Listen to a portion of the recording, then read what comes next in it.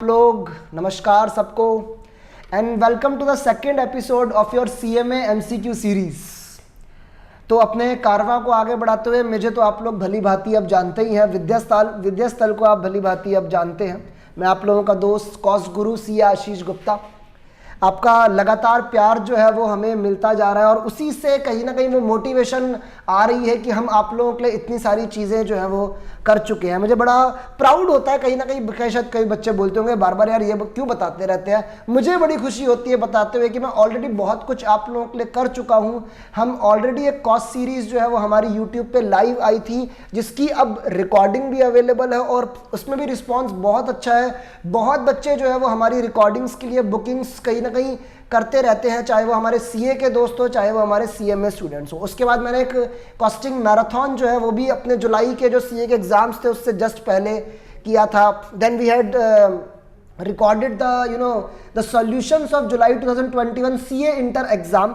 और अब मैं आपके सामने आ गया हूं और ये series this is specifically for हमारे CMA इंटर के दोस्त, CMA इंटर स्टूडेंट्स जिनके एग्जाम अभी कमिंग अक्टूबर में है। क्योंकि अक्टूबर में एग्जाम है तो मैंने ये थोड़ा ज़रूरी समझा कि इसको मैं अगस्त में ही बच्चों के लिए ले आऊँ ताकि एक सफिशेंट समय उनके लिए रहे। बच्चों की बड़ी ये क्वेरी रहती है कहीं ना कहीं कि सर MCQ वगैरह जो है वो हमें समझ में नहीं आ रहा कि इस टॉपिक में से किस तरीके से एग्ज़ाम आने वाला है। तो एक तो मैं ऑलरेडी पेपर पैटर्न कहीं ना कहीं पिछली क्लास में बता चुका हूँ कि 20 मार्क्स के MCQ हैं, 20 मार्क्स के शॉर्ट क्वेश्चंस हैं, true and false, fill in the blanks मिलाकर, एंड देयर इज 60 मार्क्स का प्रॉपर सब्जेक्टिव नेचर का पेपर होने वाला है। जहाँ तक सब्जेक्टिव क्वेश्चंस की बात है, पढ़ाई की बात है, हम बहुत इलेबोरेटेड पढ़ाई जो है वो ऑलरेडी अपनी कॉस सीरीज में कर चुके हैं। और एक अपील मेरी बच्चों से और है कि जिन्होंने अभी भी कॉस सीरीज को नहीं देखा है, so without wasting any more time, आप लोगों के पास टाइम नहीं है,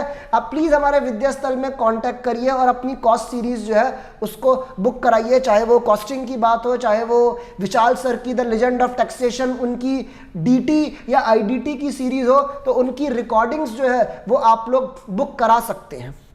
इसी के साथ अपनी कंटिन्यू करते हुए आज दोस्तों हमारा एक तरीके से क्या बोलूं मैं इसको, सेकंड एपिसोड, सेकंड टेलीकास्ट है हमारा CMA सीरीज का।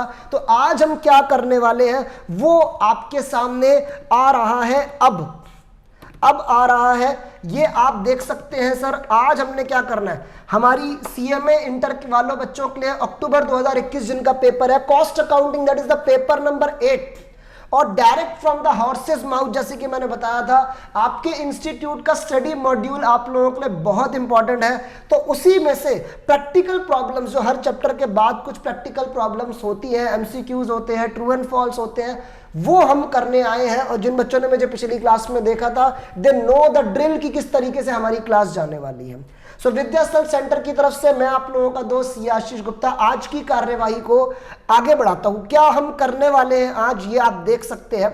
तो भाई दोस्तों, आज मैं ओवरऑल आपको बता दूं, मेथड्स ऑफ कॉस्टिंग जो है वो हमारा मुद्दा है। ठीक है, मैं यहां पर लिख देता हूं, ऑलरेडी नहीं लिखा हुआ है, कोई दिक्कत नहीं है, मैं यहां लिख देता हूं कि we gonna do the methods of costing, different methods of costing जो है वो हम यहां पर कवर करने वाले हैं। मैं बच्चों को हमेशा कहीं ना कहीं बताता रहता हूं कि ऐसा कोई भी बिजनेस नहीं है, ऐसा कोई भी बिजनेस नहीं है जो बिना कॉस्ट के चलता हो, जिसके काम में खर्चे ना पड़ते हो। तो जैसे कि डिफरेंट टाइप के बिजनेसेस हैं, तो there are different methods of costing भी। और पिछली क्लास में कॉस्टिंग इंट्रोडक्शन, जो कि मैंने कई बार बोला कि which is a summary of the entire subject, कई ऐसे क्वेश्चंस हमने देखे जब पूछा गया कि ये बिजनेस कौन सा मेथड ऑफ कॉस्टिंग ऑप्ट करेगा, बैच कॉस्टिंग कौन से टाइप के बिजनेसेस के लिए होता है। तो ये क्वेश्चन CMA वालों को MCQ ट्रू एंड फॉल्स के जरिए जरूर कहीं ना कहीं पेपर में आएंगे। तो वो मेथड्स ऑफ कॉस्टिंग के बारे में थोड़ा सा हम इलेबोरेट करने वाले हैं। अगर मैं मेथड्स ऑफ कॉस्टिंग के बारे में बताऊं तो सर्विस कॉस्टिंग होता है, which is obviously for service institutes. अगर मैं एग्जांपल दूं तो ट्रांसपोर्टेशन इंडस्ट्रीज हो गया, ठीक है, बैंकिंग इंडस्ट्री हो गया, होटल इंडस्ट्री हो गया, सिनेमा हॉल इंडस्ट्री हो गया। Job costing again a very important topic. कई बच्चे सर जॉब कॉस्टिंग हमें अच्छे से नहीं आता, कुछ नहीं है इसमें। Job word means a separate work order. आपको एक अलग काम आया है, आपको उसको कोटेशन सबमिट करनी है। कोटेशन बोले तो ये एक लिस्ट उसको देनी है, लिस्ट भी क्या बोलूं, उसको एक प्राइस कोट करना है कि भाई तेरे से मैं इतने पैसे लूंगा। तो जॉब कॉस्टिंग में कुछ नहीं होती, हर ऑर्डर की डायरेक्ट कॉस्ट अलग दे रखी होती है। ओवरहेड्स जो है, मेन मुद्दा ओवरहेड्स का होता है। ओवरहेड्स जो है वो हमें अपने क्लाइंट से, अपने ऑर्डर से चार्ज करने होते हैं डिफरेंट तरीकों से।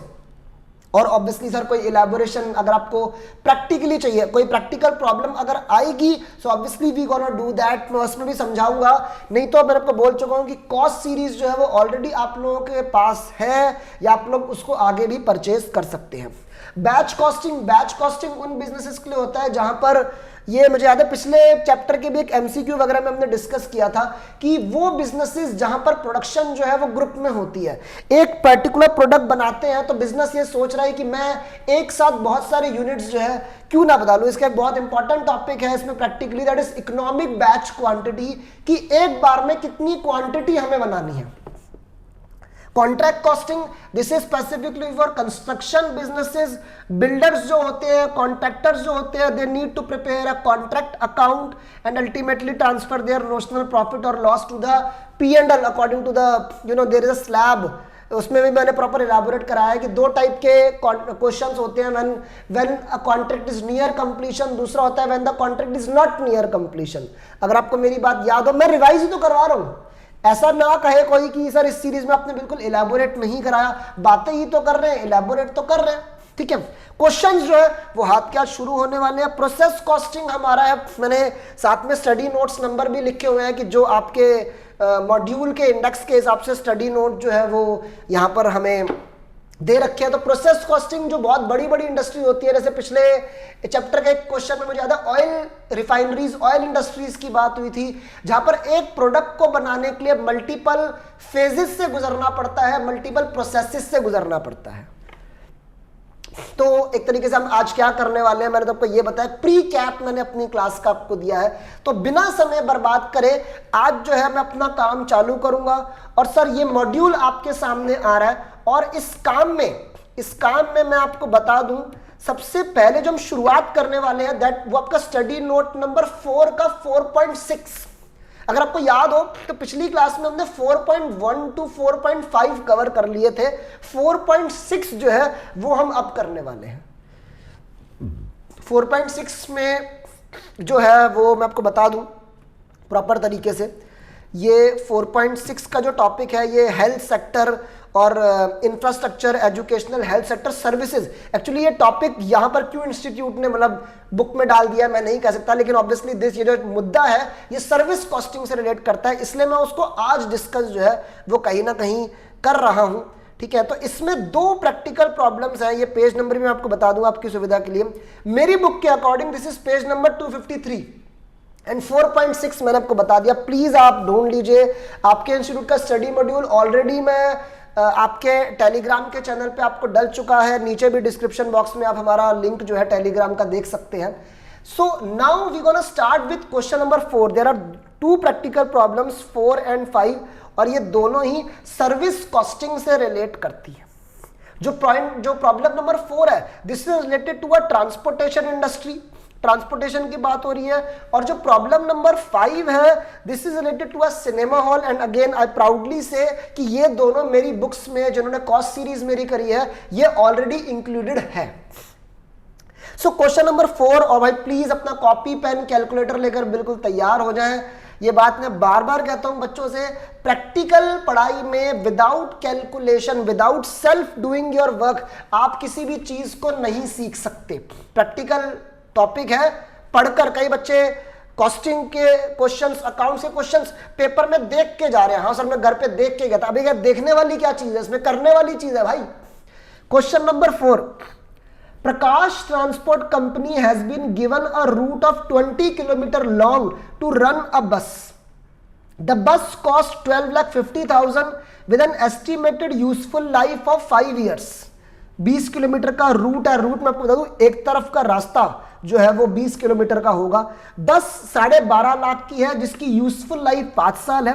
It is insured at the rate of 3% per annum of the cost. Insurance का जो प्रीमियम होता है वो कॉस्ट के परसेंटेज के तौर पे होता है। एनुअल टैक्स जो है वो 25,000 रुपए का लगता है। गराज रेंट 5,000 पर महीना। एनुअल रिपेयर्स जो है वो 50,000 पर मंथ है। ड्राइवर को सैलरी पे की जाती है 7,500 पर मंथ, कंडक्टर को 5,000 पर मंथ। और इसके अलावा इनको 10% ऑफ टेकिंग्स कमीशन के तौर पे भी मिलता है। देखिए वर्ड है टेकिंग्स, टेकिंग जो शब्द है उसके बारे में मैं बोल दूं एक तरीके से वो अमाउंट जो एज अ बस कंपनी जो हम अपने कस्टमर से चार्ज करते होंगे उसको टेकिंग्स बोला जा रहा है।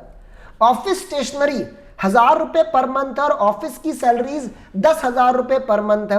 डीजल की कॉस्ट 30 रुपए पर लीटर है। ये बड़ा पुराने समय का क्वेश्चन मुझे लग रहा है क्योंकि आज की तारीख में तो डीजल आसमान छू रहा है। And the bus would travel a distance of 5 kilometre पर लीटर। इसको हम आम भाषा में कहते हैं कि ये मेरे बस की एवरेज है या ये मेरे बस की माइलेज है। The bus will make 3 round trips. Round trips बोले तो आना और जाना। Carrying on an average 40 passengers on each trip. हर बार बस में ऑन एन एवरेज 40 बंदे होते हैं। कई बार आपने देखा होगा, आप मुझे पूरी उम्मीद है कि आप लोग बहुत अच्छे से ऑलरेडी पढ़ाई कर चुके हो। मैं आपको बहुत कुछ करा चुका हूं। कई बार ऐसे दिया होता है कि बस की कैपेसिटी इतनी है 50 है लेट्स से और 80% ऑक्यूपाइड है। तो ये बेसिकली ऑक्यूपाइड ही बोला है कि ऑन एन एवरेज हमारी बस में 40 बंदे ट्रैवल करते हैं। Assuming a profit of 15% on takings. Obviously profit तो हम चार्ज करेंगे, we are a businessman, so we need to calculate the fare to be charge from each passenger कि हर बंदे से हम कितना पैसा चार्ज करेंगे। और बस जो है वो महीने में 25 दिन ऑपरेट करती है। भाई मुझे ये बात मैं उस तरीके से बोलूंगा जैसे मैंने अपनी पहले की क्लासेस में बोल रखा है कि किसी भी इंडस्ट्री की कॉस्टिंग करने के लिए सबसे पहला रूल है कि आप उस इंडस्ट्री की कॉस्ट यूनिट को आइडेंटिफाई करें।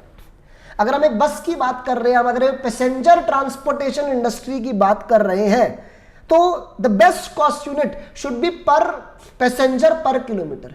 ये एक यूनिवर्सल डिनोमिनेशन है जिसमें बस में बैठे हुए हर बंदा काउंट हो रहा है। इसका मतलब ये निकलता है कि एक बंदे से 1 किलोमीटर दूर जाने के हम कितने पैसे लेंगे, ठीक है ना। हमारी बस में अलग अलग जगह जाने वाले बंदे, हम सबके लिए अलग अलग कॉस्टिंग नहीं कर सकते। बहुत ही इम्प्रैक्टिकल बात हो गई क्योंकि बस तो एक ही है, ड्राइवर तो एक ही है, कंडक्टर तो एक ही है, अलग अलग कॉस्टिंग नहीं हो सकती। तो हमने एक यूनिवर्सल डिनोमिनेशन चुना है पर पैसेंजर पर किलोमीटर। यही इसने पूछा है। सर्विस कॉस्टिंग का पहला क्वेश्चन है।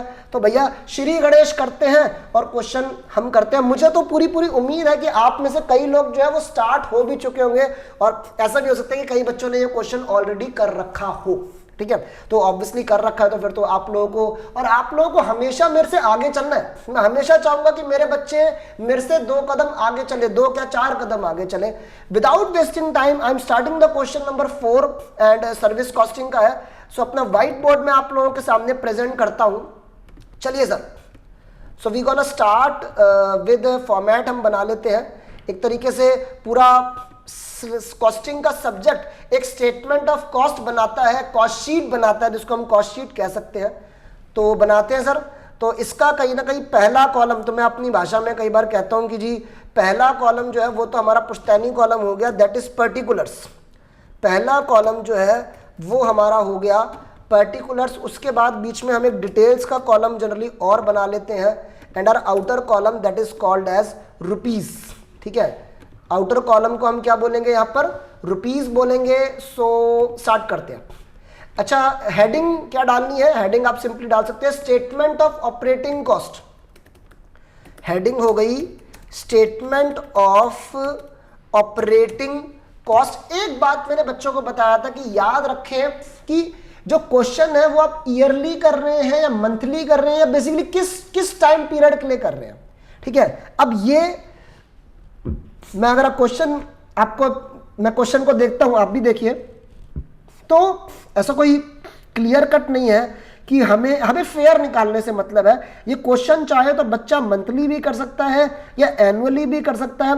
इस चीज की रिकमेंडेशन के लिए मैंने बच्चों को ये बोला है कि बेटा ज्यादातर आइटम्स को देखो। मैं बुक को आपके स्क्रीन पर रख दूं, आइटम्स को देखो कि ज्यादातर चीजें आपको पर मंथ दी है या पर एनम दी है। मैं जहां तक देख पा रहा हूं वैसे हमें ज्यादातर चीजें जैसे रेंट हो गया या ड्राइवर की सैलरी हो गई, कई चीजें पर मंथ दे रखी हैं। मैं दोबारा बोल रहा हूं, बच्चा चाहे तो इसको पर एनम भी कर सकता है, बस शर्त यह है कि आप कॉस्ट अगर पर मंथ या जिस भी टाइम पीरियड की करेंगे, जो आप पैसेंजर किलोमीटर्स निकालेंगे वो भी उतने ही टाइम पीरियड के लेने हैं। इतने कोई पंगे नहीं लेने, खतरों का खिलाड़ी नहीं बनना कि स्टेटमेंट साल की बना रहे हो और पैसेंजर किलोमीटर मंथ के निकाल रहे हो। ऑब्वियसली ये बहुत ही इलॉजिकल हो जाएगा, मैथमेटिकली इनकरेक्ट हो जाएगा। चलिए, तो मैं काम करता हूं, समय बर्बाद तो हमें नहीं करना। मैं इस statement of operating cost bracket में लिख रहा हूं मंथली, ब्रैकेट में आ गया मंथली। और आपको पता होगा मैं रिवाइज कराने ही आया हूं कहीं ना कहीं। ये जो पूरी कॉस्ट स्टेटमेंट है इसको आप डिवाइड कर सकते हैं इनटू 3 पार्ट्स। कहीं ना कहीं स्टैंडिंग चार्जेस, जिसको हम कहते हैं फिक्स्ड कॉस्ट एक तरीके से, ठीक है। स्टैंडिंग चार्जेस ब्रैकेट में क्या कहते हैं, फिक्स्ड कॉस्ट लिख रहा हूं। एक तरीके से वो खर्चे जो मेरे काम पे डिपेंड नहीं करते, क्योंकि ये ट्रांसपोर्टेशन का क्वेश्चन है, तो मैं बोलूंगा कि वो खर्चे जो मेरे बस के चलने पे डिपेंड नहीं करते, लगते ही लगते हैं। सो इसमें अगर बात करें तो सबसे पहले I am starting with the depreciation. Sir आपको याद होगा पिछले क्लास में एमसीक्यूज में डिस्कस भी होता है कि डेप्रीसिएशन क्या है। तो मैंने बताया था कि अगर मेरे एसेट की लाइफ अगर ईयर्स में दे रखी है तो depreciation generally comes under the category of fixed cost. तो डेप्रीसिएशन है, और क्योंकि पेपर आपका सब्जेक्टिव है, यू कैन कॉल, बड़े क्वेश्चंस हैं तो प्रॉपर आपको ऑनलाइन टाइप करके देना है, तो मैं इसको सब्जेक्टिव कहूंगा। तो प्रॉपर आपको सॉल्व करके दिखाना पड़ेगा। तो डेप्रीसिएशन निकालना तो बचपन से आता ही है कहीं ना कहीं। 12.5 लाख रुपए की कॉस्ट है और उसको डिवाइड बाई करना होता है लाइफ से। लाइफ मेरी एसेट की है 5 साल। ऑब्वियसली कोई स्क्रैप वैल्यू भी होती अगर, वैसे तो नहीं है ना, नहीं यहाँ तो नहीं है, अगर कोई स्क्रैप वैल्यू होती तो कॉस्ट में से स्क्रैप वैल्यू को माइनस कर दिया जाता है। And I hope you know कि कॉस्ट में से स्क्रैप वैल्यू माइनस करके जो फिर न्यूमरेटर होगा उस देन उसे हम कहते हैं डेप्रीशिएबल वैल्यू। शब्द बचपन का शब्द है, कई बच्चे अपने बचपन को भूलते जा रहे हैं, बचपन को कभी नहीं भूल सकते सर आप। डेप्रीसिएशन 12.5 लाख बाय 5 है। चलिए जी मैं भी कैलकुलेटर ले लेता हूं, आपको भी करिए। 12,50,000 divide by 5, 12,50,000 divide by 5, this is coming out to be 2,50,000। Fixed cost में मेरी एक रिकमेंडेशन है कि डिटेल्स में लिखें। फिक्स्ड कॉस्ट जब सारी लिख लो पहले, फिर इकट्ठी करके आउटर कॉलम जो है वो ले आएंगे। उसके बाद मेरे पास जो नेक्स्ट है दैट इज इंश्योरेंस। अच्छा एक बात, ये देखो गलती, सावधानी हटी दुर्घटना घटी, गलती मेरे से भी हो रही थी। ये जो डेप्रीसिएशन तुमने 2.5 लाख निकाला, ये 2.5 लाख जो निकला है वो 1 साल का निकला है।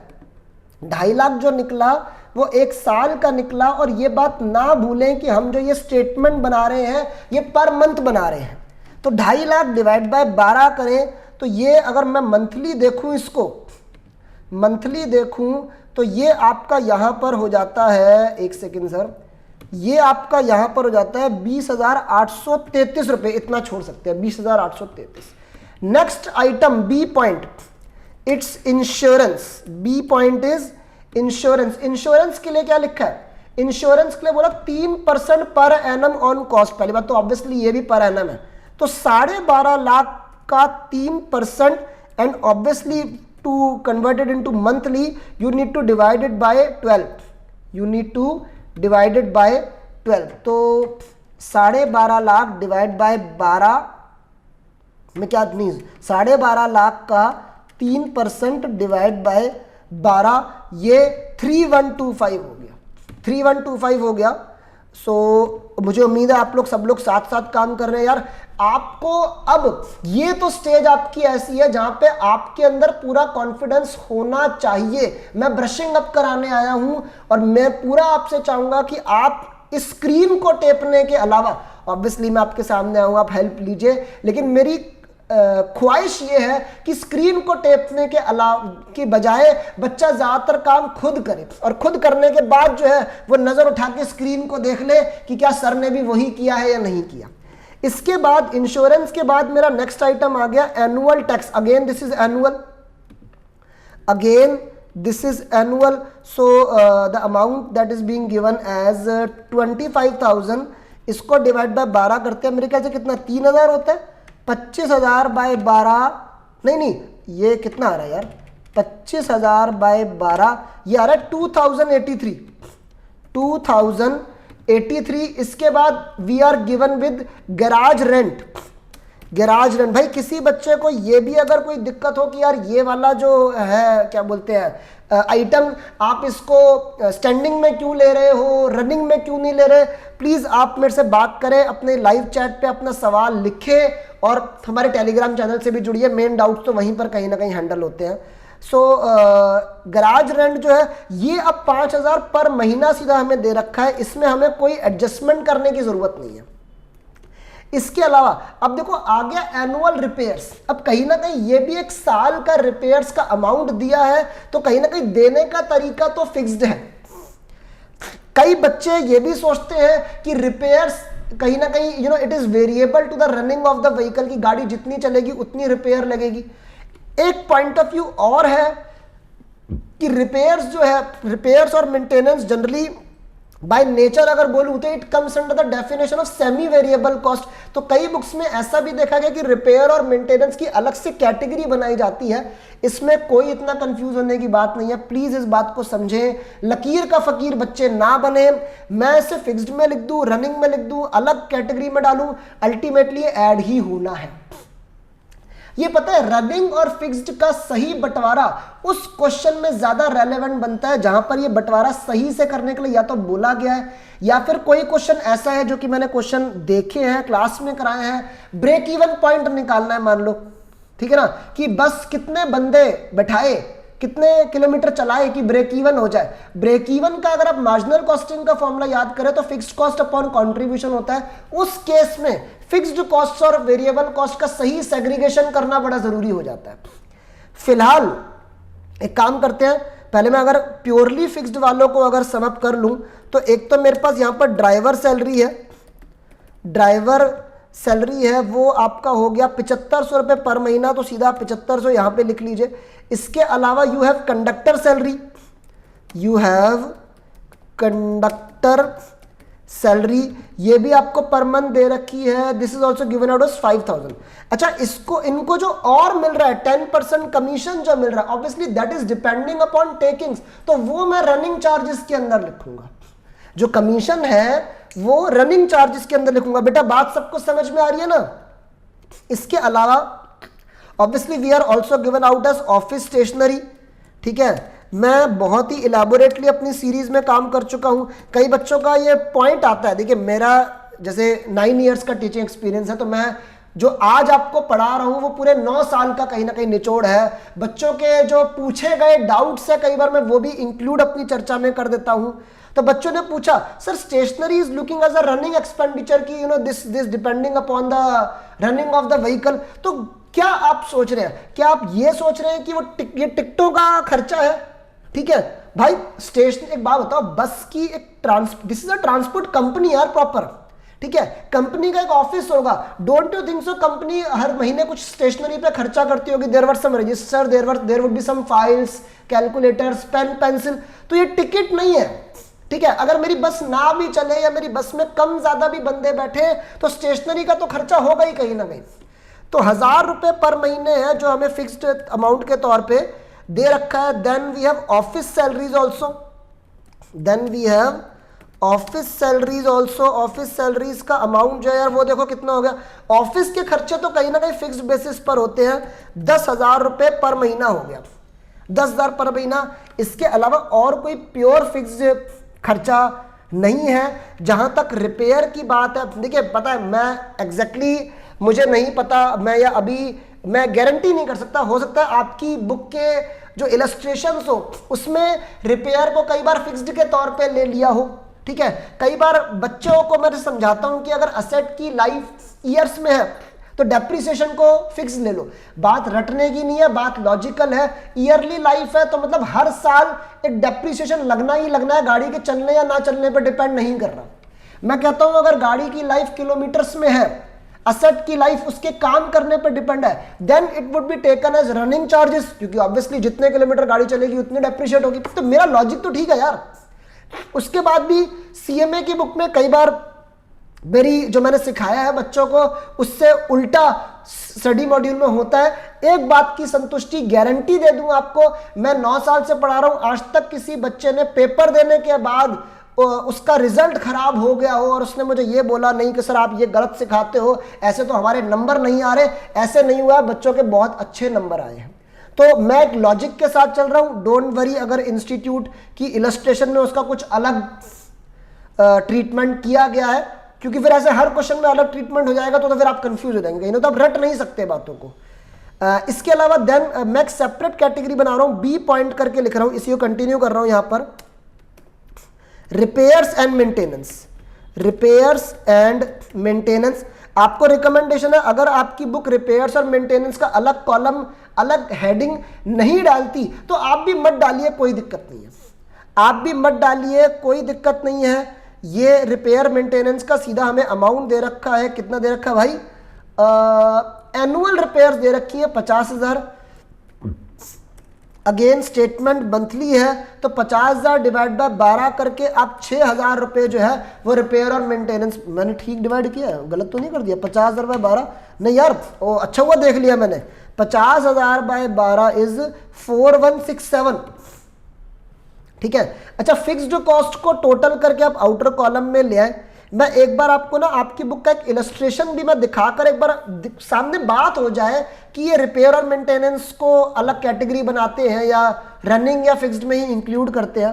अच्छा, फिक्स चार्जेस फिलहाल मेरे हिसाब से टोटल जो है वो आपका हो गया 2083, 5000, 7500, 5000, 1000, 10,000, तो द फिक्स्ड चार्जेस का जो टोटल है वो आपका आ रहा है 54,541।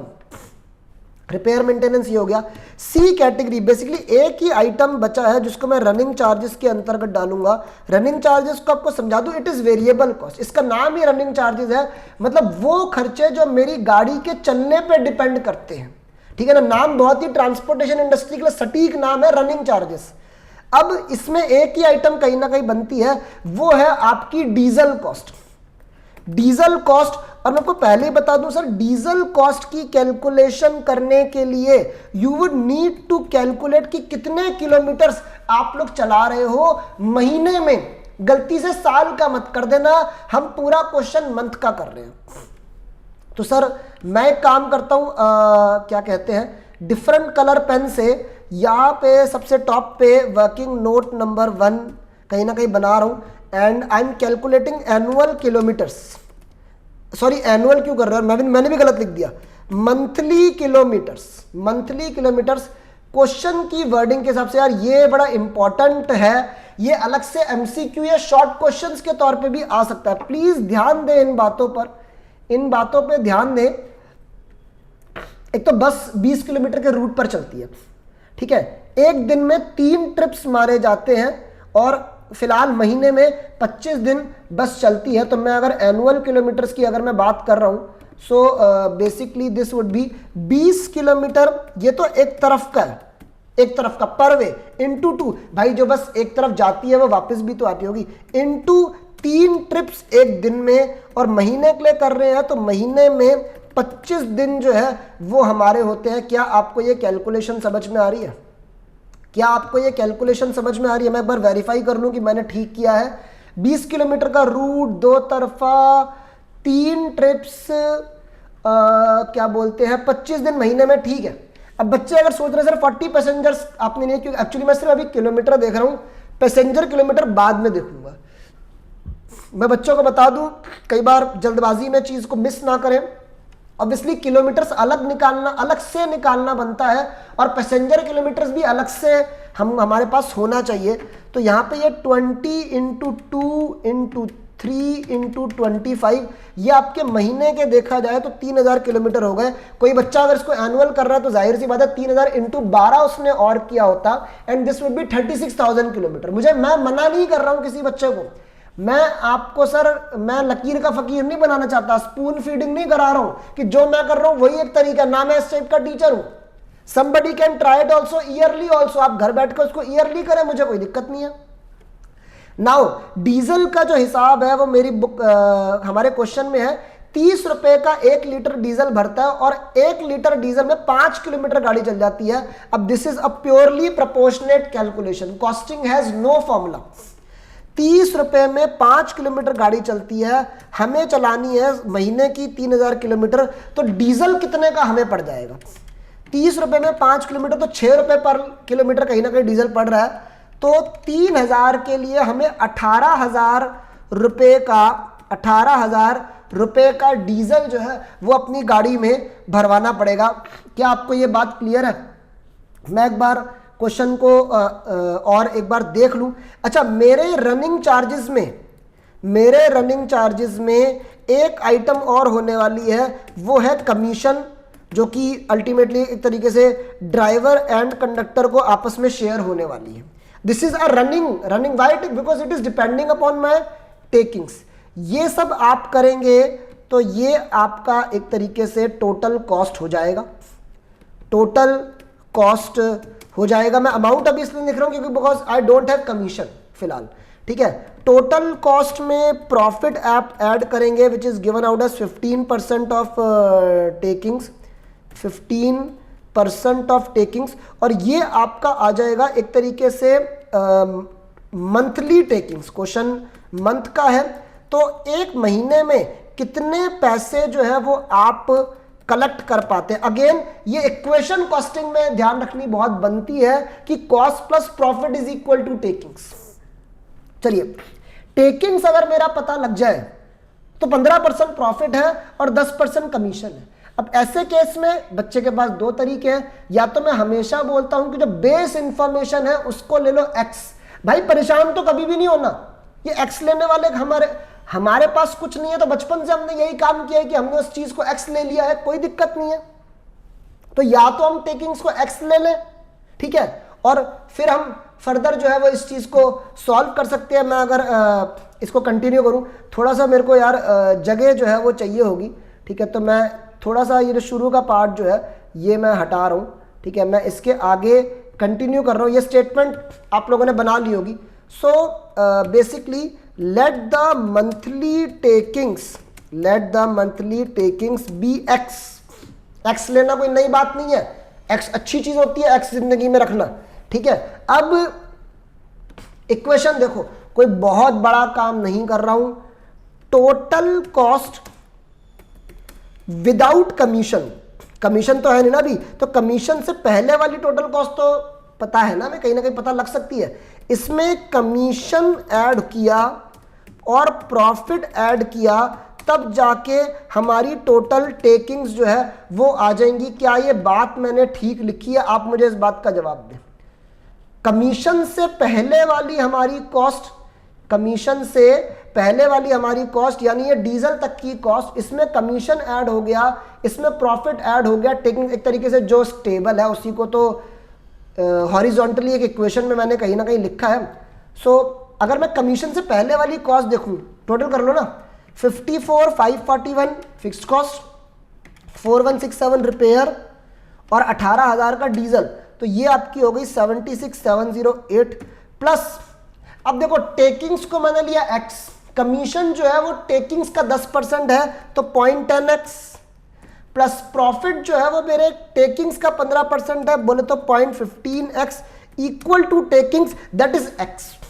तो इसको हम लोग सॉल्व कर लें तो 76,708 plus 0.25x equal to x, और फिर ये 76,708 equal to 0.75x। So ultimately x is equal to 76,708 divide by 0.75। पूरा इलेबोरेटली मैंने लिख के दिखा दिया है, डिवाइड बाय 0.75।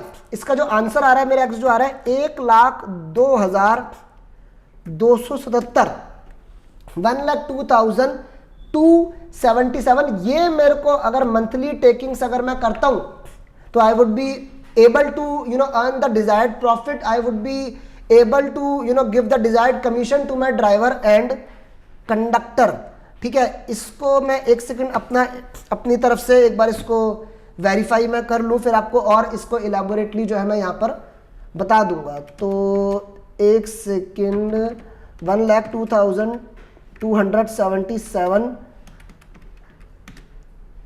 ठीक है। अब देखो इसको, अच्छा इसको हम कंप्लीट कर लेते हैं, ठीक है। मंथली टेकिंग्स मेरी आ गई 1,02,277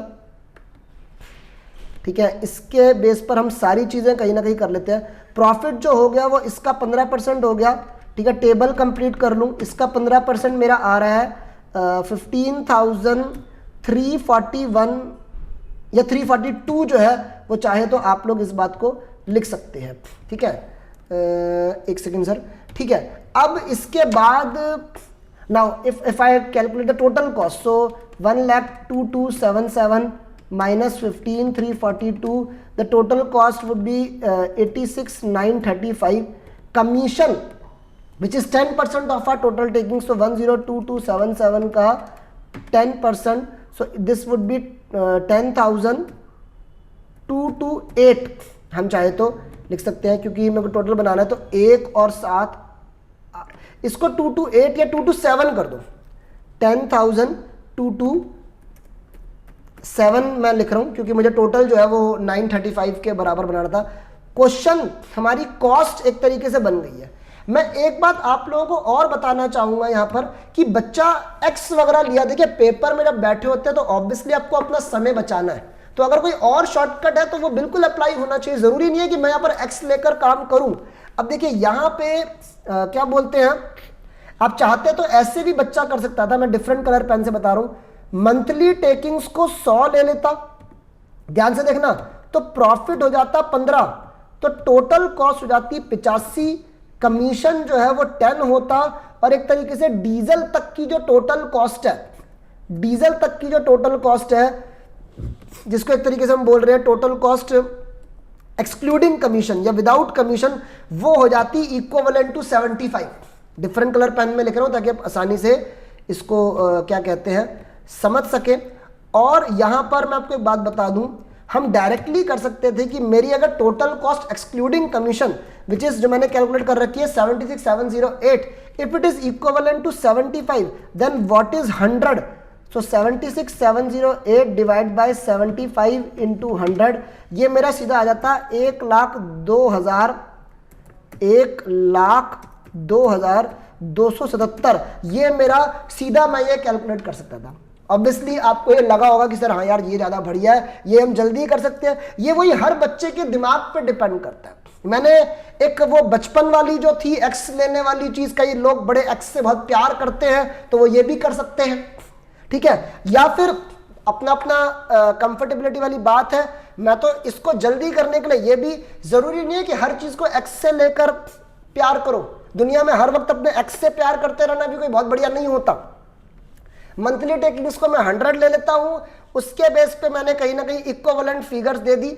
ऐसा हम कई बार करते हैं प्रॉफिट परसेंटेजेस के खेल में, ऐसा हम कई बार करते हैं। अच्छा, अल्टीमेटली जो मेरे क्वेश्चन को आंसर चाहिए, जो मेरे क्वेश्चन को आंसर चाहिए वो चाहिए fare per passenger, and obviously this fare is to be indicated as per kilometre also. इसका जो मतलब है कि एक बंदा अगर 1 किलोमीटर दूर जाएगा तो उससे कितने पैसे लेने हैं। नाउ इसके लिए I need to calculate my monthly passenger kilometres, monthly passenger kilometres, that would be 3,000 kilometres तो मैंने कैलकुलेट कर रखे हैं। ऑन एन एवरेज मेरी बस में हर वक्त 40 पैसेंजर्स होते हैं। अगर आप इसको मल्टीप्लाई करें तो ये 1,20,000 पैसेंजर किलोमीटर्स आएगा। तो आप मंथ में, आपकी बस कंपनी में मंथ में कुल मिला के लगभग जो है वो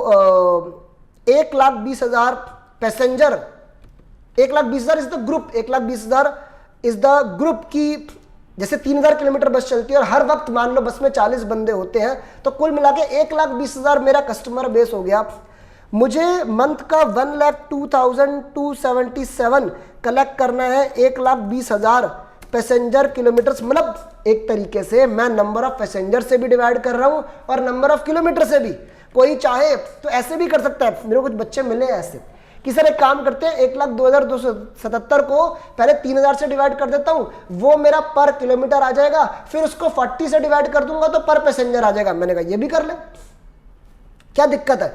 मैं किलोमीटर्स और पैसेंजर दोनों को एक साथ डिवाइड कर रहा हूं।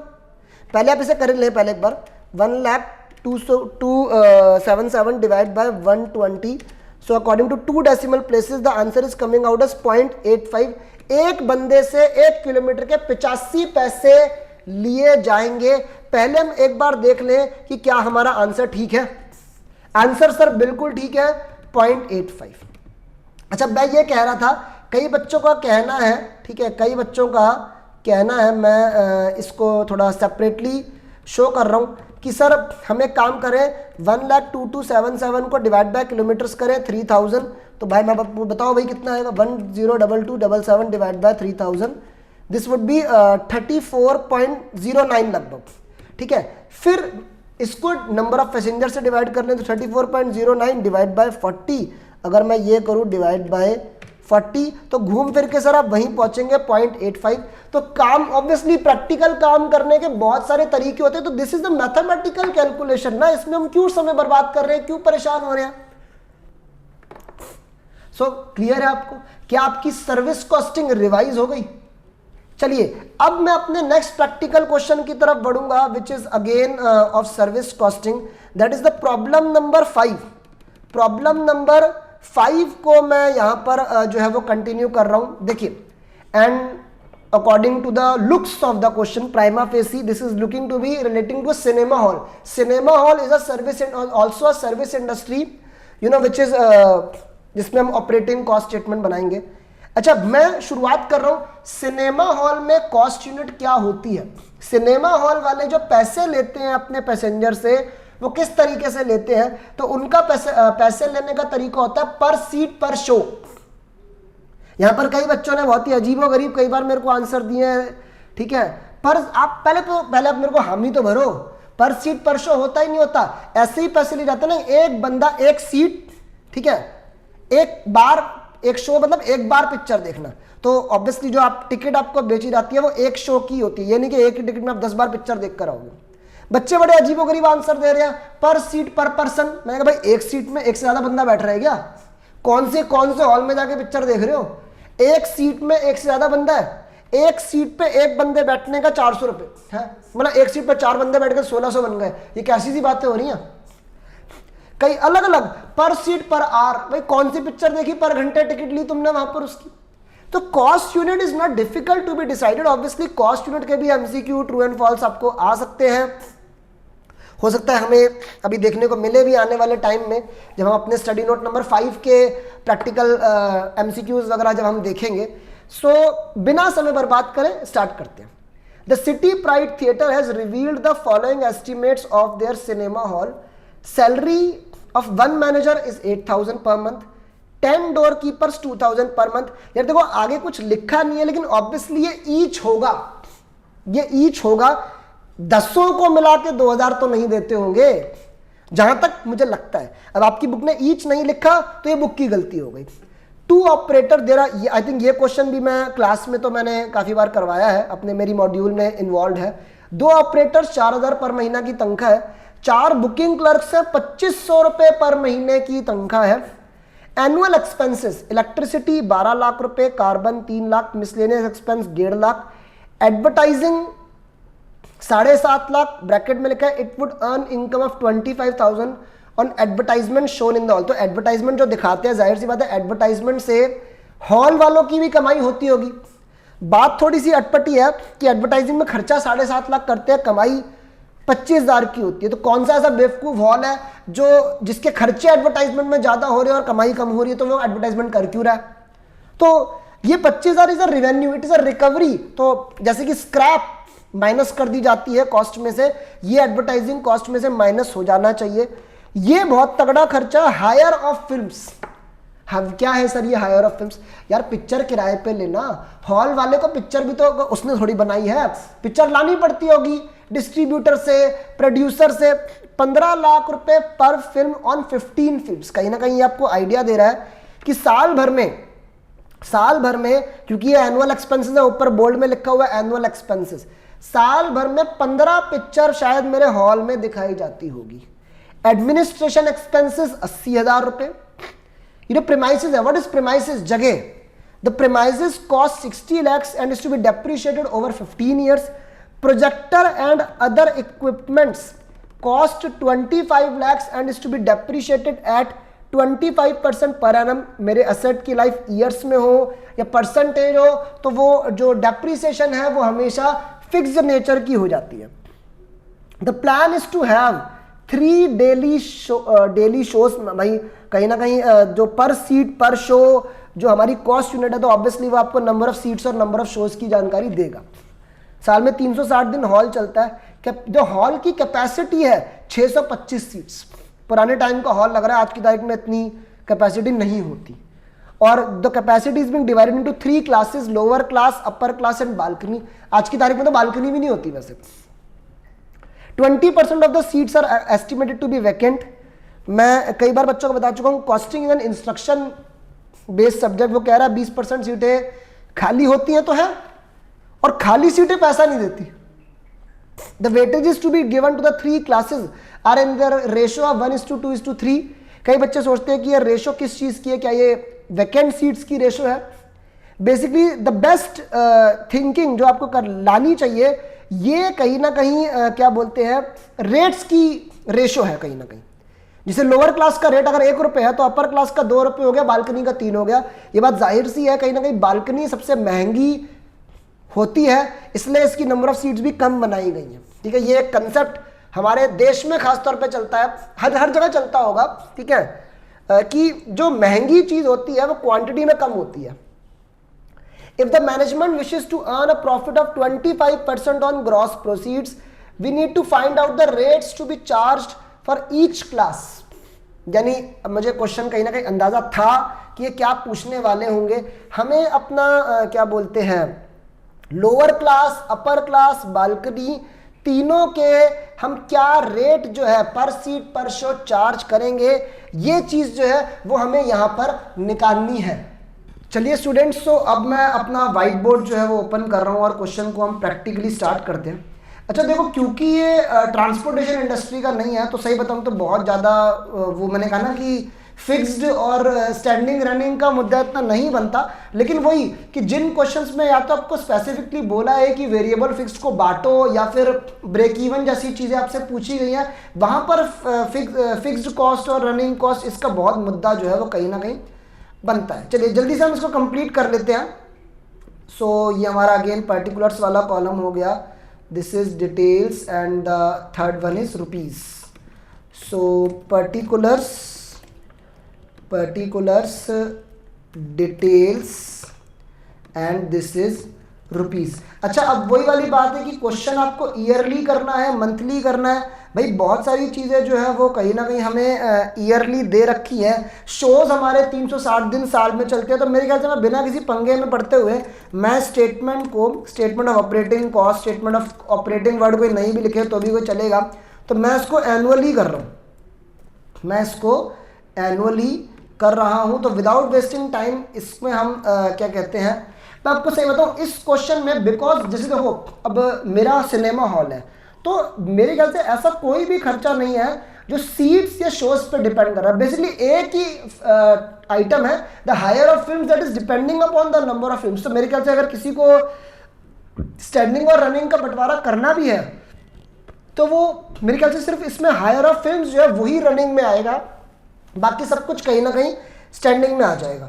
तो मैं यहाँ पर अगर जल्दी से कंटिन्यू करूँ तो अपने स्टैंडिंग चार्जेस हम लोग लिखने जो है वो चालू करते हैं। सो ए पार्ट स्टैंडिंग चार्जेस।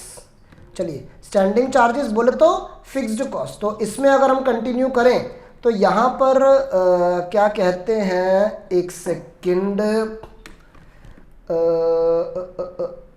सैलरी से मैं शुरू कर रहा हूँ। तो पहले तो सबसे पहले मैनेजर सैलरी हो गई। अब मैनेजर जो है दैट इज 8000 पर मंथ आप उसे दे रहे हो, और एक ही मैनेजर है तो 8000। और क्योंकि मैं ये क्वेश्चन एनुअली कर रहा हूँ तो ऑब्वियसली मुझे यहाँ पर इंटू 12 करना याद रखना पड़ेगा। तो 8000 इंटू 12 अगर आप कर देते हैं तो this is coming out to be 96,000।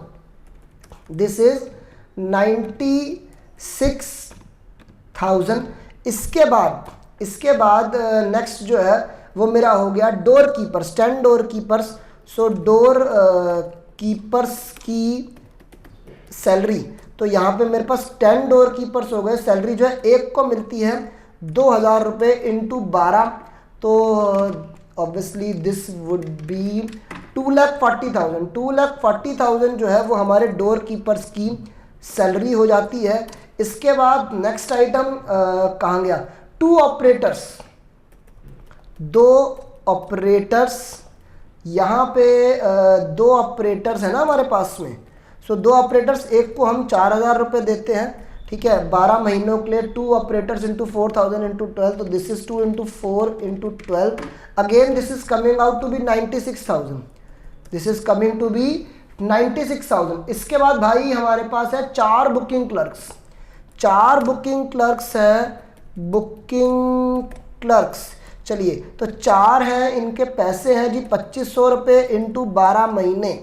So basically यहाँ पे एक सेकेंड, 4 इंटू 2,500 इंटू 12, ये आपका जो है 1,20,000 हो जाता है।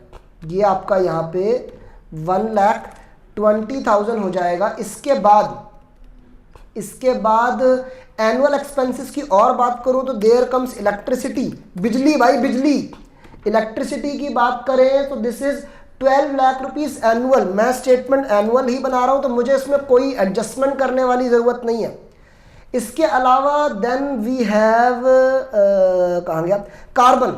कार्बन जो है, ये कार्बन माइट भी शायद वो होगा जो कई बार प्रोजेक्टर वगैरह में यूज़ होता है, लेकिन हमें एक फिक्स अमाउंट ही दे रखा है तो हमारे लिए फिक्स कॉस्ट है, हमें इसको भी रनिंग वनिंग में मान के। बेसिकली सर रनिंग वो है जो आपके काम पे डिपेंड करता है, एज सिंपल एज दैट। बाकी सब चीज़ों को आप फिक्स चार्जेस के अंदर ले सकते हैं। इसके अलावा then we have miscellaneous expenses, miscellaneous expenses, miscellaneous general, ऐसी चीज़ें तो हमेशा फिक्स्ड ही होती है। 1.5 लाख रुपए के मिसलेनियस एक्सपेंसेस दे रखे हैं। Then we have advertising, then we have advertising. इसमें आप ध्यान से देखें, मेरी एडवर्टाइजिंग की जो कॉस्ट है वो 7.5 लाख है, जिसमें से 25,000 रुपये की तो मेरे को वसूली वैसी हो जाती होगी।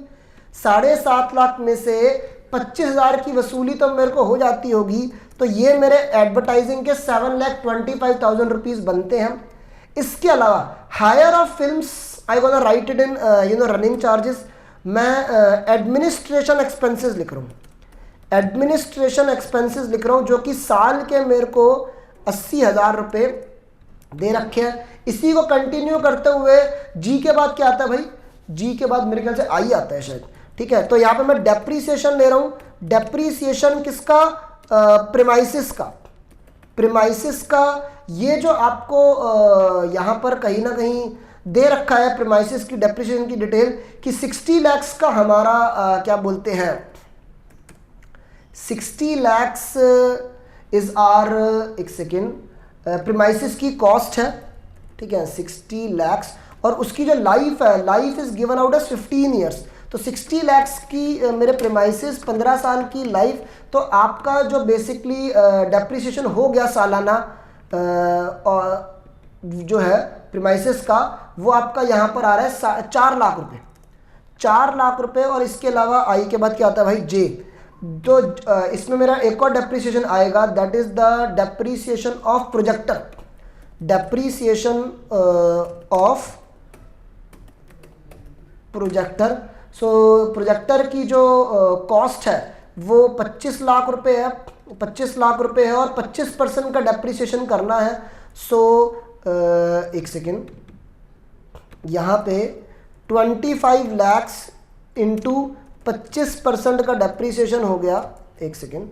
सो 25 लाख का 25%, सर ये यहाँ पर 6,25,000 जो है वो आपका डेप्रीसिएशन ऑफ प्रोजेक्टर आ गया। सो मेरे ख्याल से ये सारी फिक्स कॉस्ट जो है वो कंप्लीट हो गई। इनका टोटल करके अब फाइनली आपको आउटर कॉलम में ले आना चाहिए, ठीक है।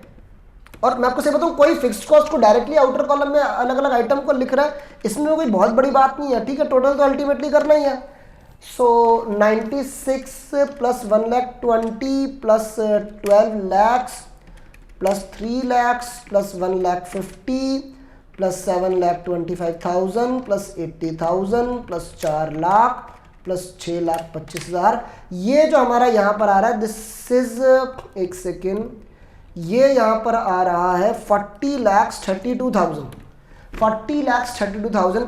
इसके अलावा then we have to write down running charges, और रनिंग चार्जेस के अंदर मैं रनिंग चार्जेस बोले तो वेरिएबल कॉस्ट एक ही चीज़ को ले रहा हूँ और वो है हायर ऑफ फिल्म्स, ठीक है ना, कि जो आपने पिक्चर है जो बेसिकली खरीदे। ऑब्वियसली आपका काम सिनेमा हॉल है, पिक्चर किराए पे लेना तो पूरी हद तक कहीं ना कहीं आपके काम पे डिपेंड करता है, आप कितनी पिक्चरें चला रहे हो इस पर डिपेंड करता है।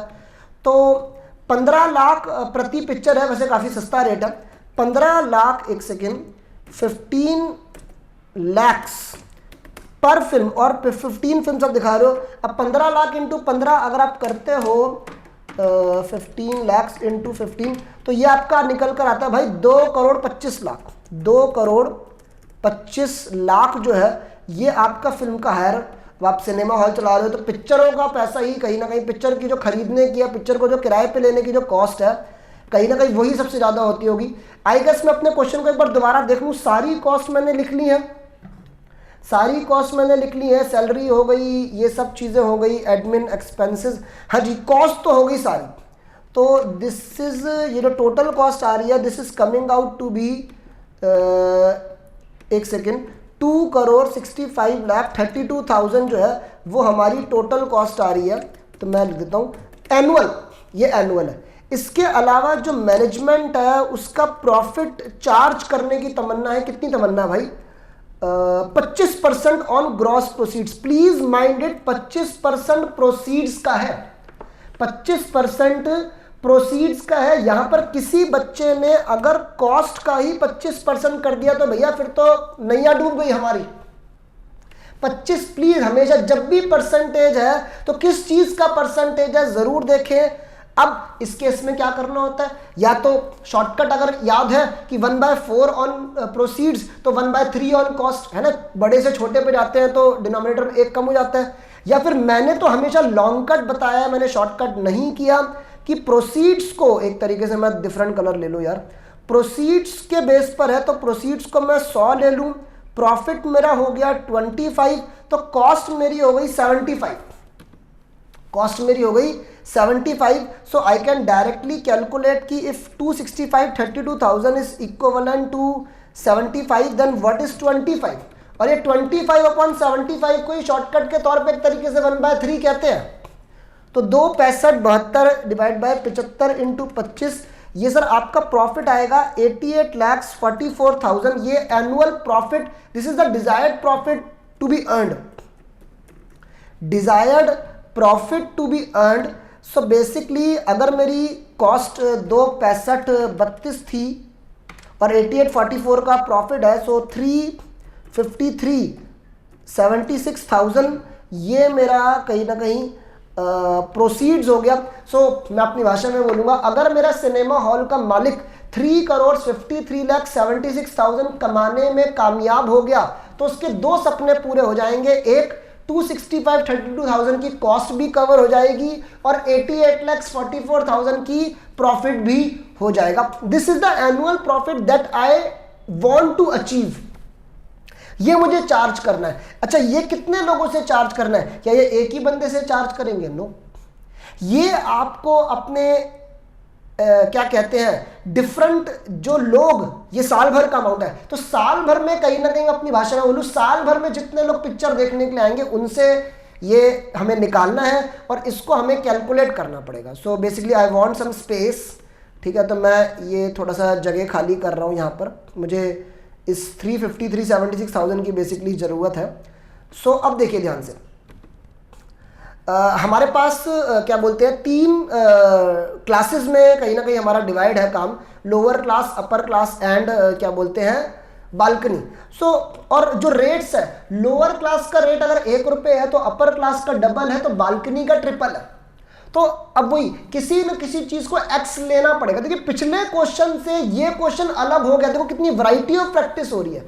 पिछला क्वेश्चन में डिफरेंट टाइप ऑफ कैटेगरीज नहीं थी, बस में कोई ये नहीं था कि इकोनॉमी क्लास और बिजनेस क्लास की सीट्स हैं, ठीक है। यहां पर आपके पास सीट्स अलग अलग टाइप की हैं, तो 3 टाइप के रेट निकलेंगे। तो समझिए कि एक्स किसे लेना है।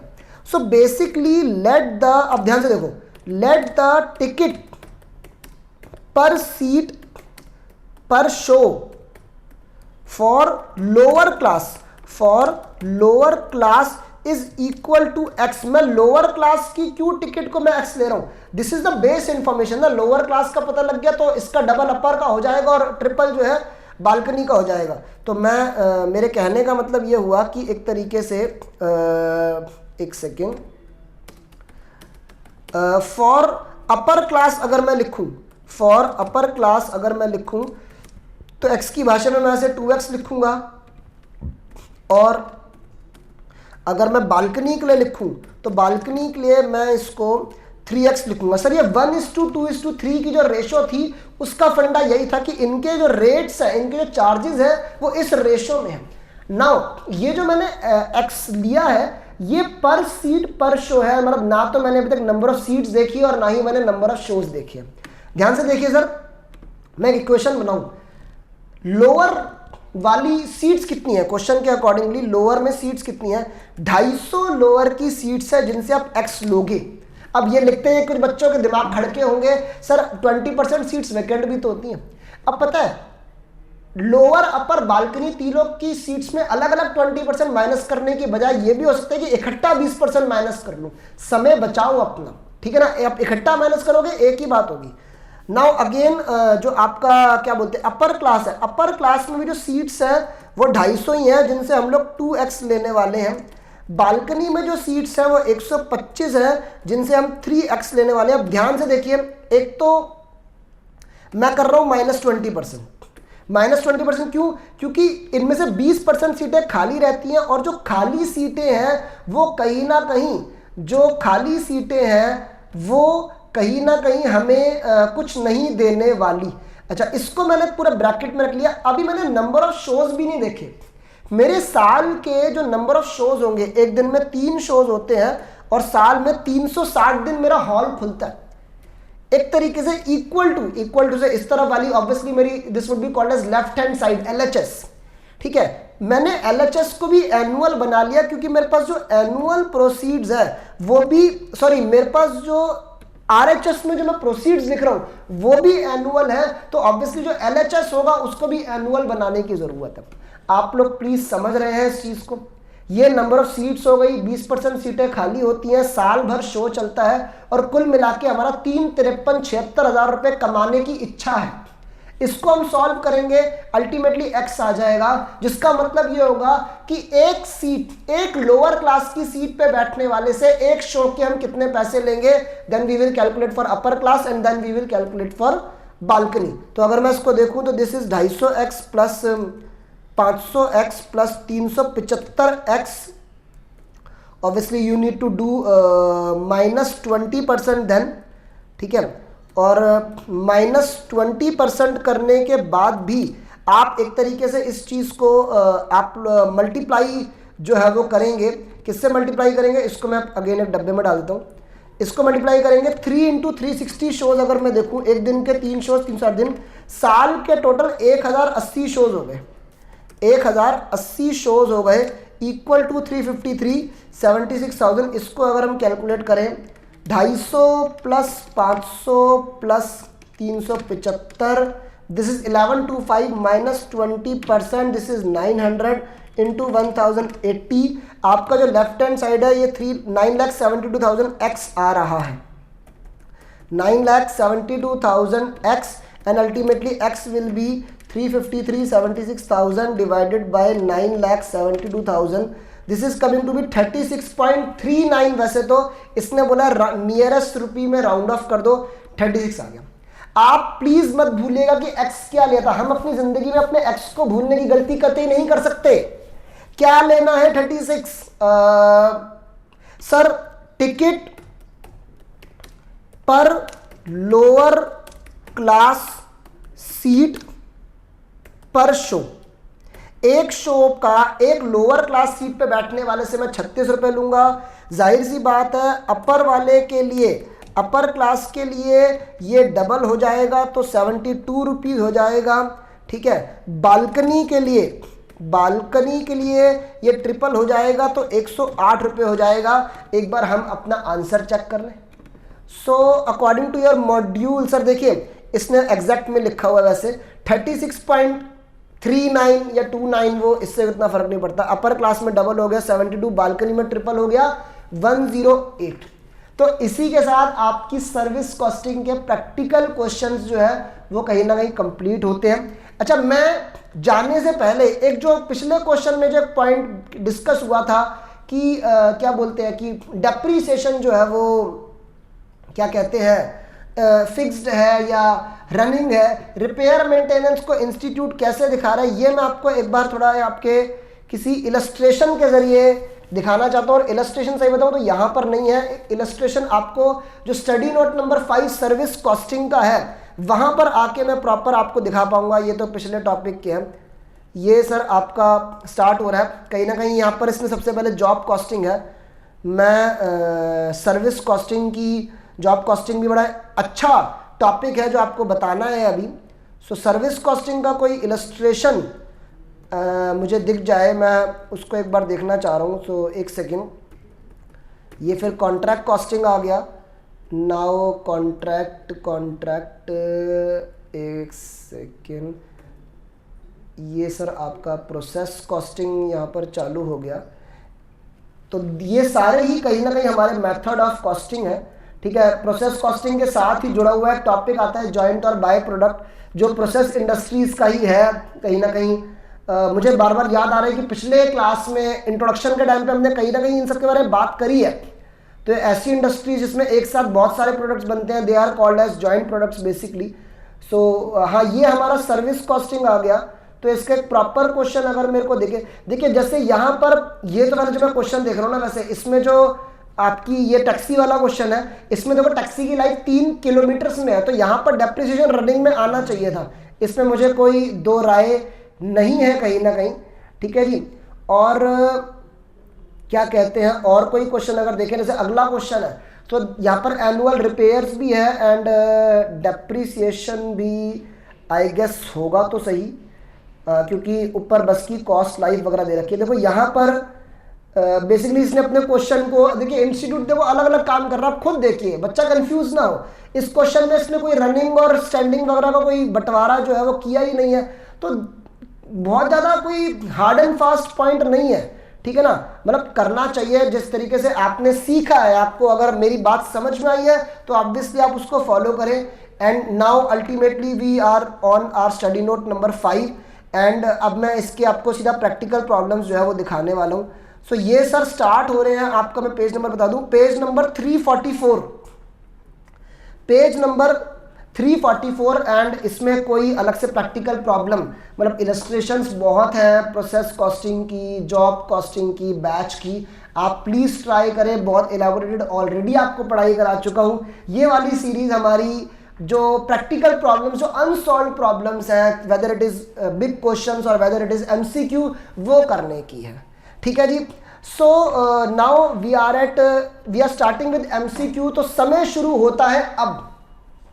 क्वेश्चन नंबर 1 दोस्तों, question number 1, job costing is used इन, देखिए ब्रशिंग अप ही हो रही है। जॉब कॉस्टिंग जो होती है वो ऑर्डर बेसिस वाले ऐसे बिजनेसेस के लिए होती है जो रेगुलर कुछ प्रोडक्ट नहीं बनाते, रेगुलर काम नहीं करते। कस्टमर आता है, अपनी रिक्वायरमेंट्स बताता है, ऑर्डर कहीं ना कहीं जो है वो देता है, तो वो जो इंडस्ट्री है वो जॉब कॉस्टिंग की है। एग्जांपल में जैसे रिपेयर के जो काम होते हैं, इंटीरियर डिजाइनिंग, एडवर्टाइजिंग, हमारे प्रोफेशनल्स का काम जो है वो जॉब रिलेटेड काम है कि हमारे पास क्लाइंट आता है, अपनी रिक्वायरमेंट बताता है, उसके हिसाब से हम उसका काम करते हैं और उसके हिसाब से हम उससे पैसे चार्ज करते हैं। तो ऐसे जितने भी काम है वो जॉब इंडस्ट्रीज के हैं।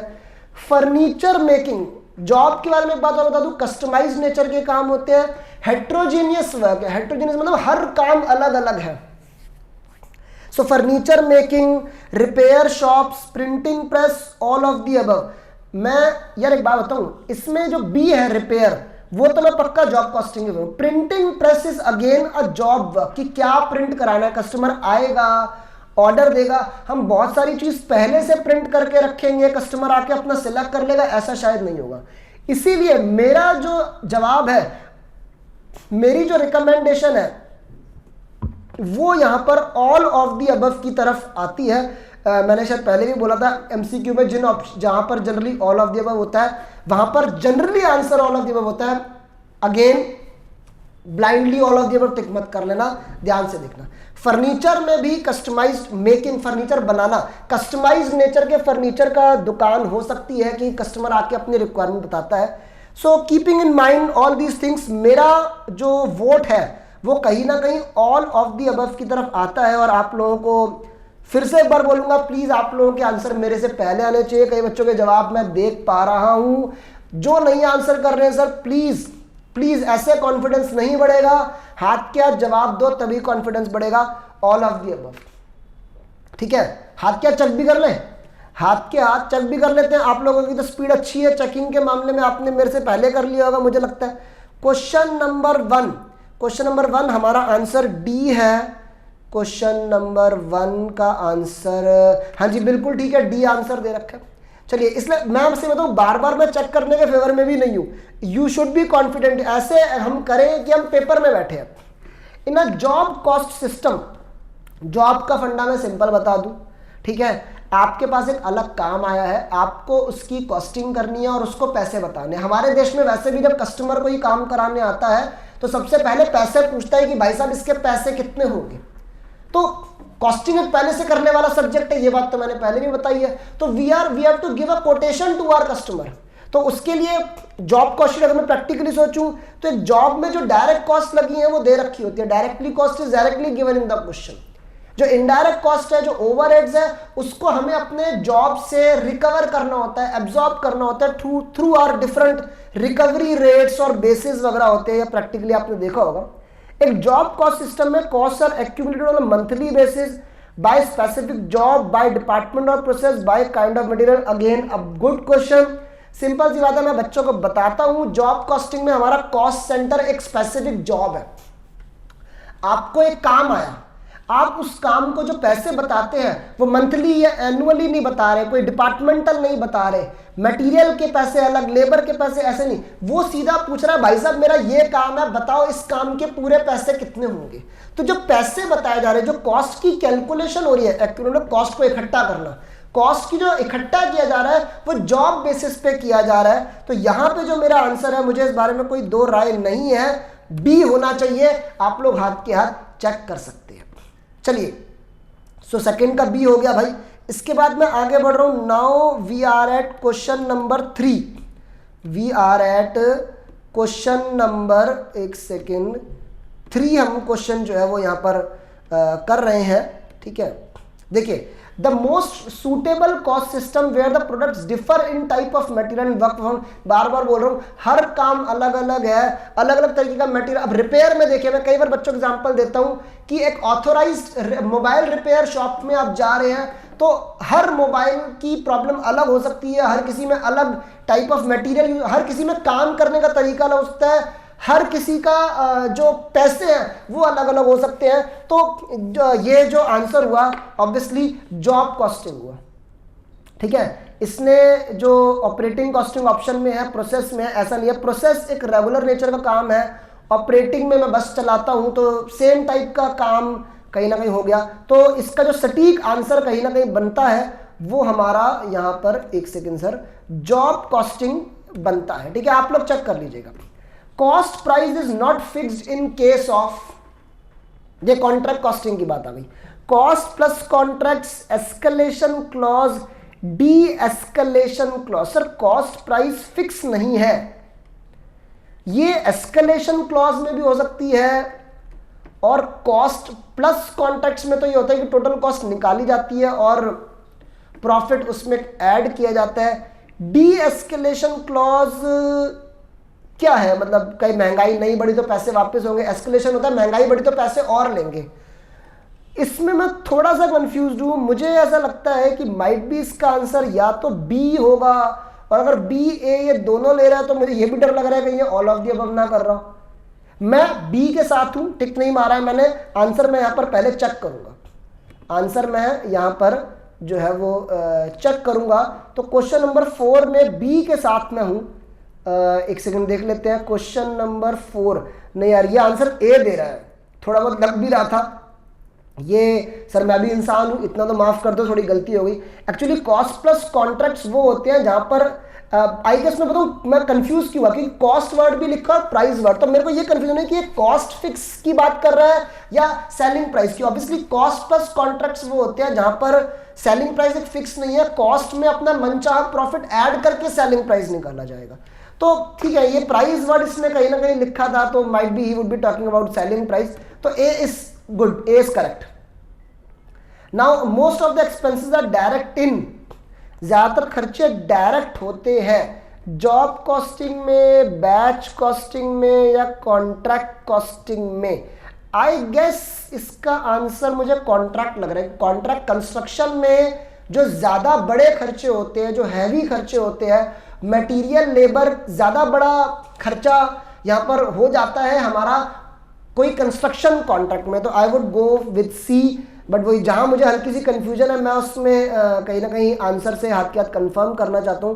आपको मैं गलत नहीं बताना चाहता, अगर मेरी कोई गलती होगी तो हाथ के हाथ हम रेक्टिफाई करेंगे। क्वेश्चन नंबर 5, क्वेश्चन नंबर 5 हमारे पास है और यहां पर 5 का सर बहुत बढ़िया, 5 का बिल्कुल सी है जैसे कि मैंने बोला। तो इतनी भी गलतियां नहीं करता हूं मैं, ठीक है ना। ऐसे कोई ये नहीं कि आप चढ़ा रहे हो घर बैठे बैठे है सर की तो गलती हो रही है, ऐसा नहीं हो रहा है। Question number 6, question number 6, cost plus contract is usually entered into those cases where cost can be easily estimated. Cost of certified and uncertified work, cost of certified work, amount of profit transfer to, ये क्या कहना चाह रहे हैं? मुझे तो लग रहा है बी और सी ऑप्शन ही मुझे ठीक नहीं लग रहे।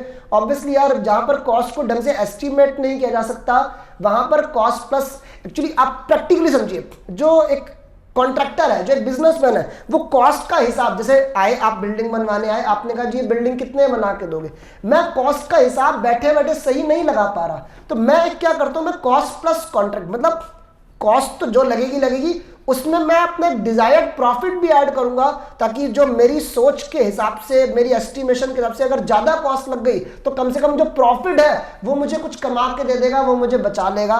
तो आई गेस इसका आंसर ए होना चाहिए, 6 का ए। तो यहां पे 6 का ए, एक सेकेंड, बहुत सारे 6 का बी आंसर, यार मुझे, मैं आपको सही बताऊं, यहां पे मैं अपनी गलती नहीं मानूंगा, मुझे ये सरासर गलत लग रहा है, क्योंकि बी और सी पॉइंट्स एक्चुअली कह रहे समझ में ही नहीं आ रहा। ठीक है कि कॉस्ट ऑफ सर्टिफाइड भी पूरा नहीं लिखा, प्रिंटिंग एरर लग रहा है, कॉस्ट ऑफ वर्क सर्टिफाइड होना चाहिए। ठीक है, तो इसका आंसर मैं सर ए के साथ हूं कि हम कॉस्ट प्लस कॉन्ट्रैक्ट तब करते हैं जब हमारी कॉस्ट हम नहीं ढंग से कहीं ना कहीं कैलकुलेट कर सकते। ठीक है ना, और आपको भी शायद थोड़ा सा पता है कि आपकी बुक्स में गलतियां हैं। So now we would move on to, एक second sir, now we will move on to question number 7। इसमें 35 MCQs है यार, एक्चुअली बहुत बड़ा टॉपिक है यार, जॉब, बैच, प्रोसेस, बहुत कुछ आ रहा है, joint and by product. In order to determine the cost of the products और services, different business firms follow different techniques of costing, uniform costing, different method of costing, मेरे ख्याल से इसका आंसर होगा, क्योंकि टेक्निक्स वर्ड और method of costing में अलग अलग शब्द है। टेक्निक्स ऑफ कॉस्टिंग में स्टैंडर्ड कॉस्टिंग, मार्जिनल कॉस्टिंग, ये सब आता है। दीज आर डिफरेंट, इस चैप्टर का नाम ही मेथड्स ऑफ कॉस्टिंग यार। यूनिफॉर्म कॉस्टिंग कैसे होता है? यूनिफॉर्म वर्ड मीन सेम, तो अलग अलग टाइप के बिजनेस सेम कॉस्टिंग फॉलो करते हैं, ये कैसी सी बात हुई? तो ऑब्वियसली इसका जो आंसर होगा वो आपका I guess different method of costing होगा मेरे ख्याल से। मैं इसमें श्योर हूं, मुझे आंसर चेक नहीं करना है, अगर बाई चांस इंस्टीट्यूट कुछ और कहता है तो please let me know. In case product produce और jobs undertaken are of diverse nature, the system of costing to be, again the answer would be job costing. Again वो उसी को घुमा के पूछ लिया इसने कि भैया अगर जो प्रोडक्ट्स मैं बना रहा हूँ, जो मैं काम कर रहा हूँ, अगर वो डाइवर्स में डिफरेंट नेचर की है, हर काम अलग है, तो कौन सी कॉस्टिंग हो रही है? जॉब कॉस्टिंग जो है वो यहाँ पर हो रही है। आगे बढ़ते हैं अपना। So now we move on further. So 8 के बाद क्या आता है भाई? 9 आता है। क्वेश्चन नंबर 9 करेंगे। So job costing is suitable where similar products are produced. No. Methods of costing used for non-standard and non-repetitive products might be job costing is technique of costing, no applicable to all industries regardless of.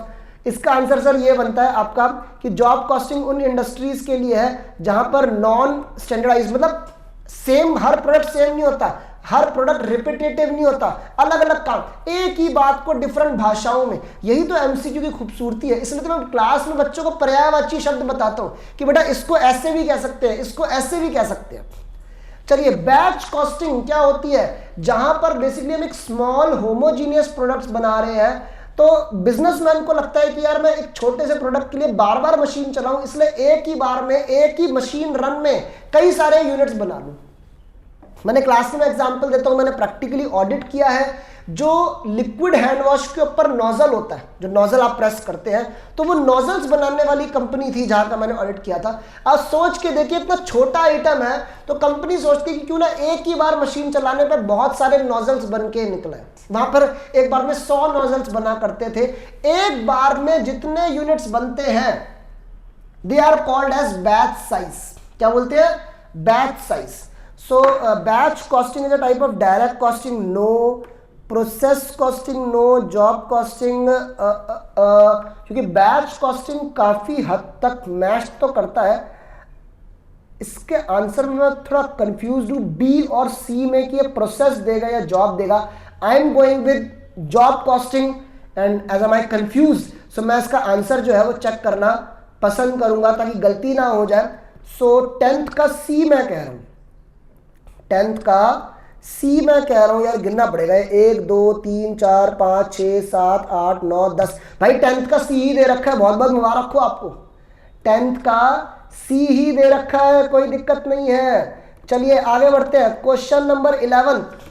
Question number 11, batch costing is similar to that under job costing except with the difference that. Batch costing और job costing में फर्क क्या है? Process becomes a cost unit, no. Job becomes a cost unit, obviously no. Batch becomes a cost unit instead of a job, obviously C answer है यार। Job costing में cost unit, cost unit क्या होता है? कैसे price बता रहे हो? पर किलोमीटर, पर किलो। जॉब में पर जॉब, बैच में पर बैच। सिंपल सी बात है। तो इसका जो आंसर है that should be C. Economic batch quantity बताया था ना, एक बार में कितनी क्वांटिटी बनानी है ये डिसाइड करना पड़ता है। Economic batch quantity is that size of the batch of production. बहुत बार ये क्वेश्चन मैंने क्लास में डिस्कस किया है। Carrying cost is minimum, setup cost of machine is minimum, average cost is minimum. Both A and B, answer both A and B है। मैंने कई बार बोला है कि ये EBQ EOQ वाले फंडे, ये एक ऐसा ऑप्टिमम साइज है जहां पर आपकी कैरिंग कॉस्ट और सेटअप कॉस्ट बराबर आएगी और मिनिमम आएगी, कम से कम आएगी, इसलिए इसको इकोनॉमिक बोला। इकोनॉमिक का मतलब होता है सस्ता। एमसीक्यू में कई बार कॉमन सेंस भी बहुत काम कर जाती है, समझ रहे हो? आगे बढ़ते हैं sir. Now we are moving to question number 13। Question number 13 की तरफ जो है वो हम जाएंगे। Job costing is similar to that under batch costing except with the difference. ये तो क्वेश्चन मुझे लग रहा है पिछला वाला रिपीट कर दिया, कुछ पहले भी था ये, तो इसका obviously answer batch becomes the cost unit instead of a job. इसके बाद sir 14th question, which of the following documents are used in job costing to record the issue of direct materials to a job? Which of the following documents are used in a job costing to, I guess, एक minute, to issue of direct material to a job। अच्छा, direct material जो हमने खरीदा वो job पे जा रहा है सर, इसके लिए जो वर्ड होना चाहिए, अब पता है the best word is material requisition. मैंने अब मेरी क्लासेस अगर आप अटेंड करेंगे बहुत इलाबोरेट मैं करता हूं क्योंकि मैंने प्रैक्टिकली बहुत इस फैक्ट्रीज में काम किया हुआ है। तो बेसिकली यहां पर हर चीज एक प्रॉपर लिखित में है। तो जैसे परचेज डिपार्टमेंट ने मटेरियल खरीदा, then there is a separate production और अ जॉब डिपार्टमेंट। तो जॉब वाले मटेरियल जब उन्हें मांगना होता है तो ऐसे नहीं कि आवाज लगाएंगे हाँ भाई ये इतने सामान भेज दे, ऐसे नहीं होता। प्रॉपर एक रिटर्न नोट जाता है कि इतना सामान भेज दो, that note is called as material requisition note. So material requisition, material मंगवाना, that should be the answer. मुझे गुड्स रिसीव्ड भी हल्का सा लग रहा है कि कहीं ये ऐसा तो नहीं कर रहा कि जॉब को जितने मटेरियल मिले, रिक्विजिशन होता है मंगवाना, रिसीव्ड होता है मिलना, तो ये किस सिनेरियो में थोड़ा सा पूछ रहा है, मैं इसमें हल्का सा कंफ्यूज्ड हूं क्योंकि इशू की बात हो रही है भेजने की। तो मुझे इसका प्रॉपर आंसर डी लग रहा है, मटेरियल रिक्विजिशन। मैं जरूर चेक करूंगा 14th का डी, 14th का डी, तो 1 2 3 4 5 6 7 8 9 10 11 12 13 14, हाँ जी 14th का डी दे रखा है। अगेन मुबारक हो, यहां पर मैं अपनी तारीफ जरूर करूंगा। 14th का डी पार्ट जो है ये हमारा आंसर हो गया, ठीक है ना। इसके बाद नाउ क्या कहते हैं, इसके बाद जो अब मेरा क्वेश्चन है वो we have to do as question number 15th, question number 15th, ठीक है। एक सेकंड यार, मैं अभी जरा पानी पी लूं, एक सेकंड का आप टाइम दे मेरे को। चलिए sir, question number 15th, which of the following statements is true, इनमें से कौन सी स्टेटमेंट ट्रू है। Batch costing is a variant of job costing, कह तो सकते हैं। Job cost sheet may be used for estimating profit of jobs, ठीक है। Job costing can not be used in conjunction with marginal costing. In cost plus contracts contractor runs a risk of incurring a loss. True ये पूछ रहा है। ए तो मुझे काफी, ए मुझे पता नहीं क्यों इन बाकी पॉइंट्स में से ज्यादा बढ़िया पॉइंट लग रहा है। आई गेस मैं थोड़ा सा इस टाइप के क्वेश्चन में कंफ्यूज हूं। I guess it would be A, तो मैं आपको आगे देखना पड़ेगा। 15th का मैं ए कह रहा हूं, 15th का ए हम कह रहे हैं 1 2 3 4 5 6 7 8 9 10 11 12 13 14 15, यार ये 15th का कह रहा है बी। एक बार देखें, क्योंकि मुझे लाइन्स तो काफी सारी सही लग रही थी। जॉब कॉस्ट शीट हम इसलिए बनाते थे कि हम जॉब का प्रॉफिट या लॉस निकाल सके। वैसे तो कॉस्टिंग इसलिए करते हैं क्योंकि किसी चीज का प्रॉफिट निकाल सकते हो। बी इज गुड, बी, लेकिन ए भी एग्जैक्टली गलत नहीं था, ठीक है। Batch costing is a bit different then job costing, it is not a direct variant, तो बी कह सकते हैं। बी इज अ, ठीक है, बी आप बी टिक कर लीजिए। विच of the following statements is again true. अब देखिए ऐसे क्वेश्चंस थोड़े कंफ्यूजिंग हो सकते हैं कि भाई क्या सही है क्या गलत है। Job costing can be suitably used for concerns producing any specific product uniformly. No, एक ही प्रोडक्ट थोड़ी बना रही है। Job costing cannot be used in companies applying standard costing. Job cost sheet may be prepared to facilitate routing and scheduling of the job. Neither A nor B nor C. मेरे को तो इसका answer D लग रहा है कि मेरे को ऊपर की तीनों में से कोई भी बात जो है वो ठीक नहीं लग रही कि जॉब कॉस्टिंग जो है वो अलग अलग कामों के लिए यूज होती है, एक काम के लिए यूज नहीं होती। देन भाई बड़ा इंटरेस्टिंग टॉपिक का क्वेश्चन आ गया, प्रोसेस कॉस्टिंग, थोड़ा प्रैक्टिकल भी आ रहा है। इक्विवेलेंट प्रोडक्शन 1000 यूनिट्स है, 60% complete in all respects is. अब 1000 यूनिट्स तुम काम में लाए हो, 60% कंप्लीट है, तो 600 यूनिट्स तुम्हारी इक्विवेलेंट होगी ना, तो इसके लिए मुझे चेक करने की जरूरत नहीं है। The answer should be C, सीधा 1000 का 60% यार। In a process, 8,000 units are introduced during a period. 5% is normal loss. Closing WIP is 1,000 units. 60% complete. 6,600 units are transferred to next process. What would be the equivalent production? Equivalent production कितना होगा sir? यहाँ पे एक second, equivalent production मैं आपको proper यहाँ पर लिखकर मुझे थोड़ा सा बताना पड़ेगा।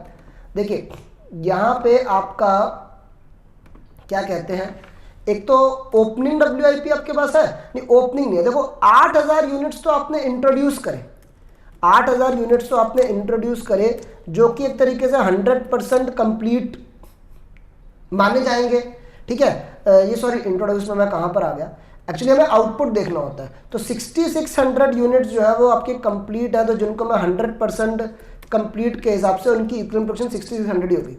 इसके अलावा नॉर्मल लॉस है 5% ऑफ इनपुट। 8,000 इनपुट है इसलिए इनपुट दे रखा है। 8,000 का 5% 400 यूनिट्स का नॉर्मल लॉस हो गया, जिसको हम परसेंटेज नहीं लेते, इग्नोर करते हैं। So obviously this would B 0। इसके बाद 1000 यूनिट्स का क्लोजिंग WIP है, जो कि 60% कंप्लीट है। तो एक सेकेंड, 60% कंप्लीट है, तो इसकी इक्विवेलेंट प्रोडक्शन हो गई 600। तो 6600 और 600 इसका टोटल जो है वो 7200 यूनिट्स हो जाता है। आई होप आप लोगों का भी आंसर आ गया।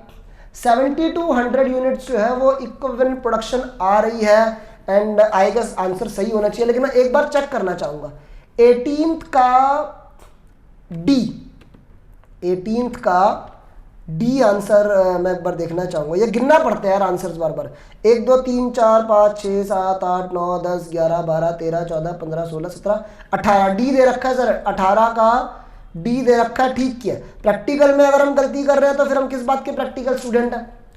The type of process loss that should not be allowed to affect the cost of goods affect the cost of good units should not be allowed।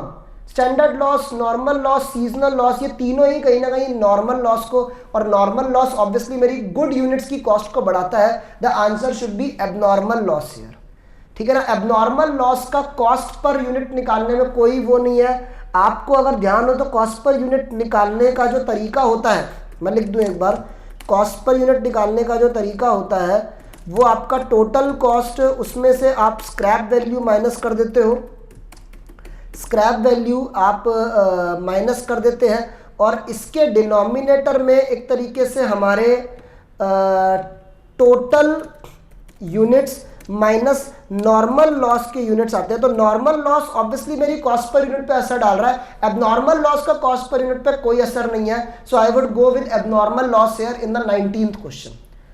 We should move forward, 20th question पर आते हैं। 400 units were introduced in a process in which 40 units is the normal loss। if the actual output is 300 then there is, यार 400 तुमने introduce करे, 40 normal loss है तो बनना चाहिए था 360, बने 300, इसका मतलब 60 का एबनॉर्मल लॉस और हुआ है। देखो आसान कितना क्वेश्चन है, आसान कितना है, 60 यूनिट्स का एबनॉर्मल लॉस। आगे बढ़ते भाई 21 question. spoilage that occurs under inefficient operating conditions and is generally controllable is called। सामान खराब हुआ क्योंकि एक तरीके से हमारी ही गलती थी, हमारी ऑपरेटिंग कंडीशंस ठीक नहीं थी, और कंट्रोलेबल है, कंट्रोलेबल है। एक तो मैं आपको बता दूं, नॉर्मल लॉस हमेशा, जो चीज नॉर्मल होती है दैट इज नॉट कंट्रोलेबल, वो बिजनेस का नेचर ऐसा है कि वो होनी ही होनी है। सो इसका फिर एक ही आंसर बनता है यार, एबनॉर्मल स्पॉइलेज। इसमें तो मुझे कोई शंका नहीं है कि इसका आंसर एबनॉर्मल स्पॉइलेज। एबनॉर्मल उन लॉस को बोलते हैं, ये बात पूरी कॉस्टिंग के लिए रेलेवेंट है। एबनॉर्मल लॉस वो लॉस है जो कंपनी की खुद की गलतियों की वजह से लॉस हुआ है, एंड ऑब्वियसली आपकी गलती तो कंट्रोलेबल है ना। यू कांट से कि मेरी जो गलती है वो तो वो तो नॉर्मल है, मतलब मैंने गलती कर दी, कौन सी बड़ी बात है, सब कर रहे हैं, ऐसे थोड़ी आप सोच सकते हो। Now we should move forward in question number 22। Question number 22 में हम जाते हैं। In which of the following situations an abnormal gain in a process occurs. इनमें से कौन सी सिचुएशन में एबनॉर्मल गेन हो जाएगा। नॉर्मल लॉस एक्चुअल लॉस के बराबर हो गया, एक्चुअल आउटपुट प्लान्ड आउटपुट से ग्रेटर हो गया, हाँ एबनॉर्मल गेन हुआ होगा। एक्चुअल लॉस एक्सपेक्टेड से ज्यादा हो गया, actual loss is less than expected loss. I guess D के साथ आपको ज्यादा जाना चाहिए। आप अगर प्रैक्टिकली सोचें तो एबनॉर्मल गेन होने की वजह ज्यादातर यही होती है कि जितना आपने लॉस सोचा उतना लॉस हुआ नहीं। So I would be going with D, और मैं इसको एक बार चेक करूंगा क्योंकि मैं बी पॉइंट और डी पॉइंट पे थोड़ा सा कंफ्यूज, मैं जैसे ज्यादातर मैं 90% डी के साथ हूं मैं बस, क्योंकि एक्चुअल आउटपुट अगर प्लान्ड आउटपुट से ज्यादा हो जाए तो इसका मतलब भी एबनॉर्मल गेन ही होता है, इसलिए मैं देखना चाहता हूं एक बार।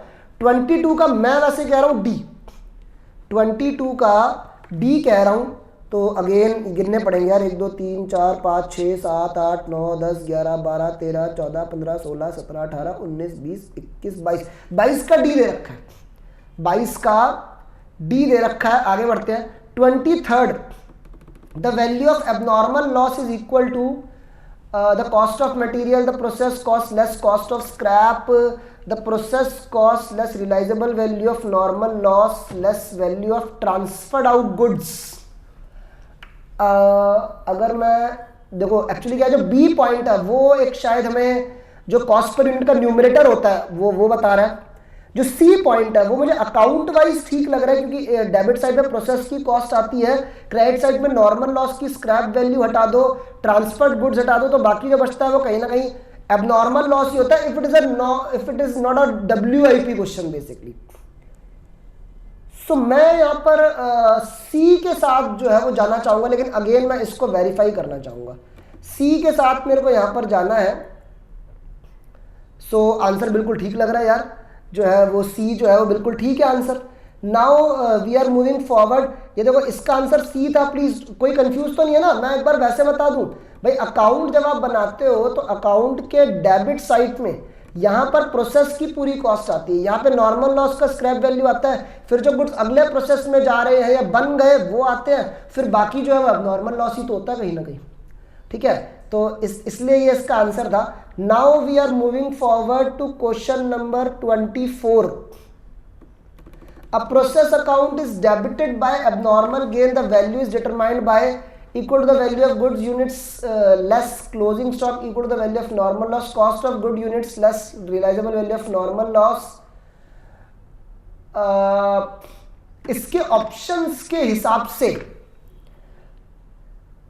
मुझे जो लग रहा है, you know, that should be C, that should be C. Cost of की जितने सही यूनिट्स बने लेस, क्योंकि जो एबनॉर्मल गेन होता है वो भी कॉस्ट पर यूनिट की वैल्यूएशन के हिसाब से ही कहीं ना कहीं नापा जाता है। Now we are moving to question number 25। In sugar manufacturing industry molasses is also produce along with sugar. ये बात शायद अपने टैक्सेशन आईडीटी में भी कई बार एग्जाम्पल के तौर पे यूज होता है। So it's a joint product, basically sugar के साथ मोलासिस निकल रहा है। मोलासिस में भी of smaller value as compared with the value of sugar and is known as, देखो जनरली जो साथ में बन के निकलते हैं they are called as joint products. मानता हूं जॉइंट प्रोडक्ट्स दोनों को मिला के बोलते हैं। एक का पूछ रहा है, देखना पड़ेगा कि अब मेन हमारी शुगर इंडस्ट्री, तो sugar would be called as the main product. जो छोटा साथ में बनता है दैट इज बाय प्रोडक्ट। तो जैसे मैं एग्जांपल क्लास में जो मेरा एग्जांपल होता है वो होता है दाल का, कि हम दाल बना रहे हैं, दाल के साथ साथ एक पाउडर बन के निकलता है, आहार पशुओं के खाने काम आता है। तो जो आहार है वो बहुत ही लोअर वैल्यू का होता है, स्मॉलर वैल्यू का होता है, तो वहाँ पे आहार जो है वो बाय प्रोडक्ट हो गया। तो ऐसे ही मेरे हिसाब से यहाँ पर जो आपका मोलासिस है that is also a by product because it is a very small value. मेरे हिसाब से ठीक है, मैं चेक नहीं कर रहा हूँ, आप लोग प्लीज चेक करें। Question number 26। Method of apportioning joint cost on the basis of output of each joint product at the point of split off is known as, obviously products के बेस पे अगर आप बांट रहे हो तो this would be called as physical unit method. 27.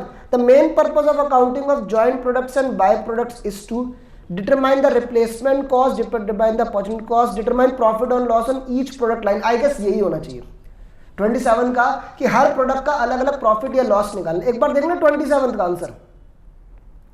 27 का answer आपका, एक सेकेंड, ये आई थिंक 23, 24, 25, 26 गिनना पड़ेगा। 1 2 3 4 5 6 7 8 9 10 11 12 13 14 15 16 17 18 19 20 21 22 23 24 25 26 27। 27 का सी दे रखा है, तो मैंने भी तो यही बोला। हाँ जी 27 का सी बिल्कुल ठीक है। इसके बाद 28 अंडर एनआरवी मेथड, जिसमें कहीं ना कहीं उल्टा चलना होता है, वर्किंग बैकवर्ड मेथड भी से कहते हैं। सेलिंग प्राइस में से अपनी जॉइंट कॉस्ट और फर्दर प्रोसेसिंग चार्जेस को हम हटा देते हैं, प्रॉफिट अगर हो तो भी हटा देते हैं। So the selling and distribution cost is obviously deducted from sales value. Obviously उल्टा चल रहा है ना, तो सेल्स में से सेलिंग एक्सपेंस घटाते हैं तो कॉस्ट ऑफ सेल्स पे पहुंचते हैं। सॉरी उल्टा बोल रहा हूँ, सेल्स में से प्रॉफिट घटाते हैं, then we reach out to total cost of sales, और उसमें से फिर सेलिंग एक्सपेंस घटाते हैं। तो ये कह रहा है कि selling distribution ignore deducted from sales value. I guess आप इसमें आंसर बी दे सकते हैं, 28 का बी। एक बार मैं वेरीफाई कर लेता हूँ। हाँ जी बिल्कुल ठीक है, 28 का बी है। 29 which of the following is an example of by product, छोटे products. Mustard seeds and mustard oil, I guess no. Diesel and petrol, no. Edible oils and oil cakes, curd and butter, all of the above. डाल तो सकते हो, mustard का काम है, mustard seeds का main काम है, मस्टर्ड ऑयल निकल रहा है, ठीक है, ऑयल रिफाइनरी में डीजल पेट्रोल। ये बेसिकली मुझे लग रहा है जॉइंट प्रोडक्ट्स भी आप इन्हें कह सकते थे, ठीक है। मतलब मैं इसमें आंसर जब ई दूंगा क्योंकि सारे सेम टाइप के एग्जांपल है। 29 का आई गेस यहाँ पे सी दे रखा है यार, curd and butter in a dairy. Actually dairy का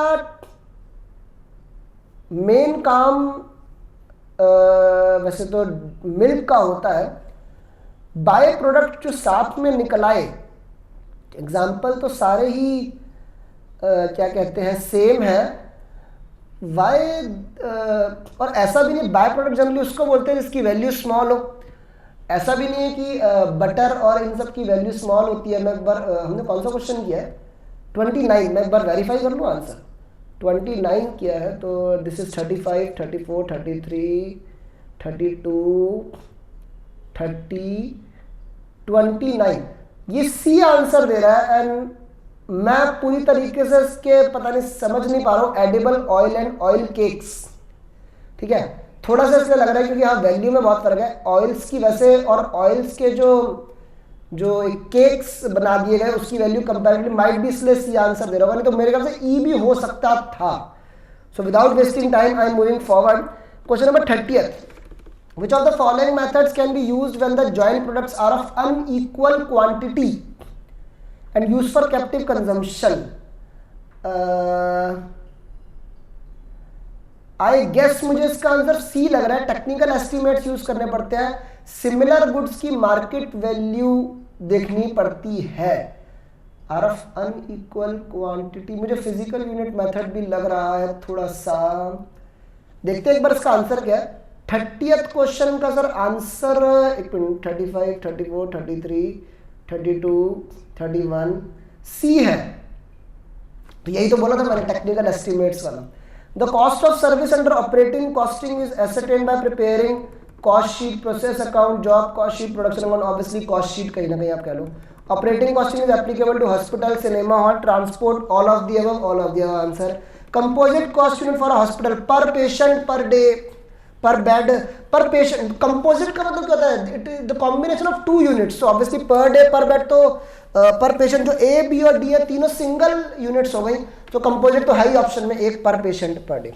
34 cost units use in a power sector, number of hours, number of electric points, kilowatt hour, kilometre. Kilometre तो नहीं होना चाहिए, बाकी तब भी लग रहे हैं बेस्ट इज किलोवाट आवर। मैं 34 में सी के साथ जाऊंगा, 34 में सी के साथ आंसर सी है। Absolute ton kilometre is an example of composite unit for bus operation, composite transport sector, composite oil and natural gas, composite unit in power sector, no. इसमें मेरे ख्याल से बी आंसर होगा, ट्रांसपोर्ट, गुड ट्रांसपोर्टेशन में है तो composite units answer बिल्कुल ठीक है। बहुत बढ़िया, हमने बहुत सारे एमसीक्यूज कर लिए इसके। Now speedly we need to do the 10 true and false question. उसके बाद कहीं ना कहीं इसका ड्रिल ये है कि मैं फिल इन द ब्लैंक्स देगा और लास्ट में मैच द फॉलोइंग देगा और हमारी आज की सभा जो है वो खत्म हो जाएगी। ये बात सुनते ही बच्चों के चेहरे पे खुशी जाती है और मेरे चेहरे पे भी खुशी आ जाती है वैसे तो। State whether the following statements are true and false. Operating costing is applied to ascertain the cost of products, no, false हो गया क्योंकि ऑपरेटिंग कॉस्टिंग जो है वो सर्विस के लिए होती है, काटो इसे। Cost of operating the service is by preparing job account, no, obviously क्यों, कॉस्ट शीट बनाओ ना। The problem of equivalent production arises in case of operating costing, no, equivalent production process में आता है। FIFO methods are followed for evaluation of equivalent production when prices are fluctuating. ऐसा तो कुछ वैसे नहीं है FIFO मेथड प्राइस फ्लक्चुएटिंग के उस केस में, क्योंकि अगर आप महंगा क्लोजिंग स्टॉक, FIFO के हिसाब से ओपनिंग स्टॉक पहले निकलना जाता है। अगर प्राइस फ्लक्चुएट कर रही है, जनरली इन्फ्लेशन चलती है, अगर आप FIFO यूज कर रहे हो तो बल्कि आपका क्लोजिंग का जो सामान है वो ज्यादा वैल्यू का होता है। तो मैं ऐसा नहीं कहूँगा, आप क्लोजिंग कोई ज्यादा वैल्यू का कहीं ना कहीं नहीं रखना चाहता, तो this is not the case, मैं इसमें काटा मारूंगा। Work in progress is the inherent feature of process industry, बिल्कुल ठीक है। ये बात मैं पता है, मेरे को खुशी है, देखो मैं कई बार अपनी क्लास में ऐसे बोलता हूँ कि WIP बचना किसी भी 24 घंटे की फैक्ट्री में कहीं ना कहीं बेसिक सी बात है, ऑब्वियस सी बात है, लाजमी सी बात है कि हर दिन के एंड पे बेसिकली हर वक्त कुछ ना कुछ सामान ऐसा होता होगा जो मशीन में चल रहा होगा, पूरा नहीं बना।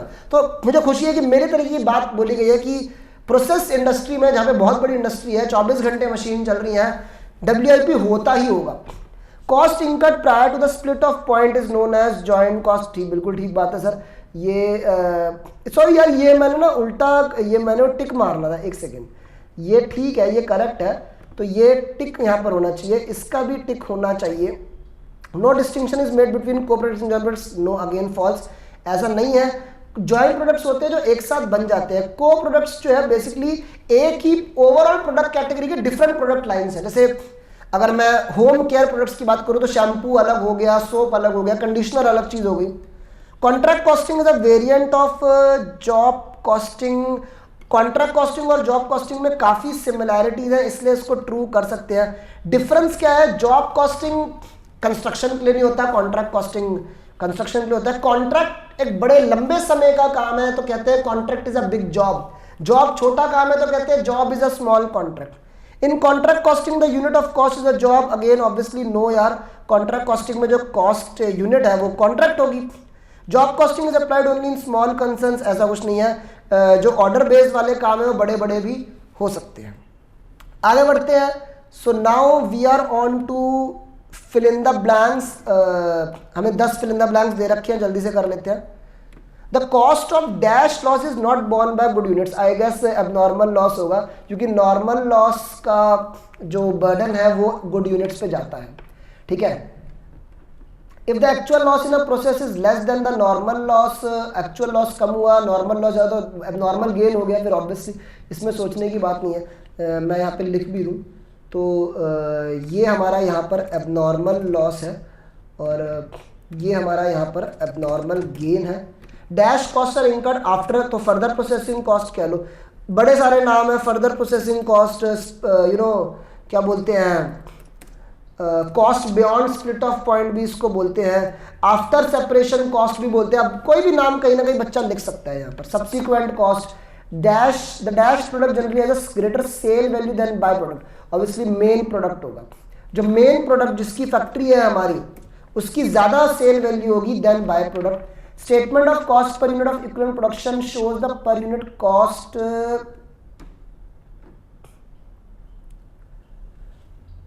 इसमें सही बताऊं तो थोड़ा सा कंफ्यूजन है कि क्या लिखा जाए, लेकिन जो स्टेटमेंट हम बनाते हैं वो एलिमेंट वाइज बनाते हैं कि मटेरियल, लेबर, ओवरहेड्स, हर किसी की अलग अलग कॉस्ट मिलती है।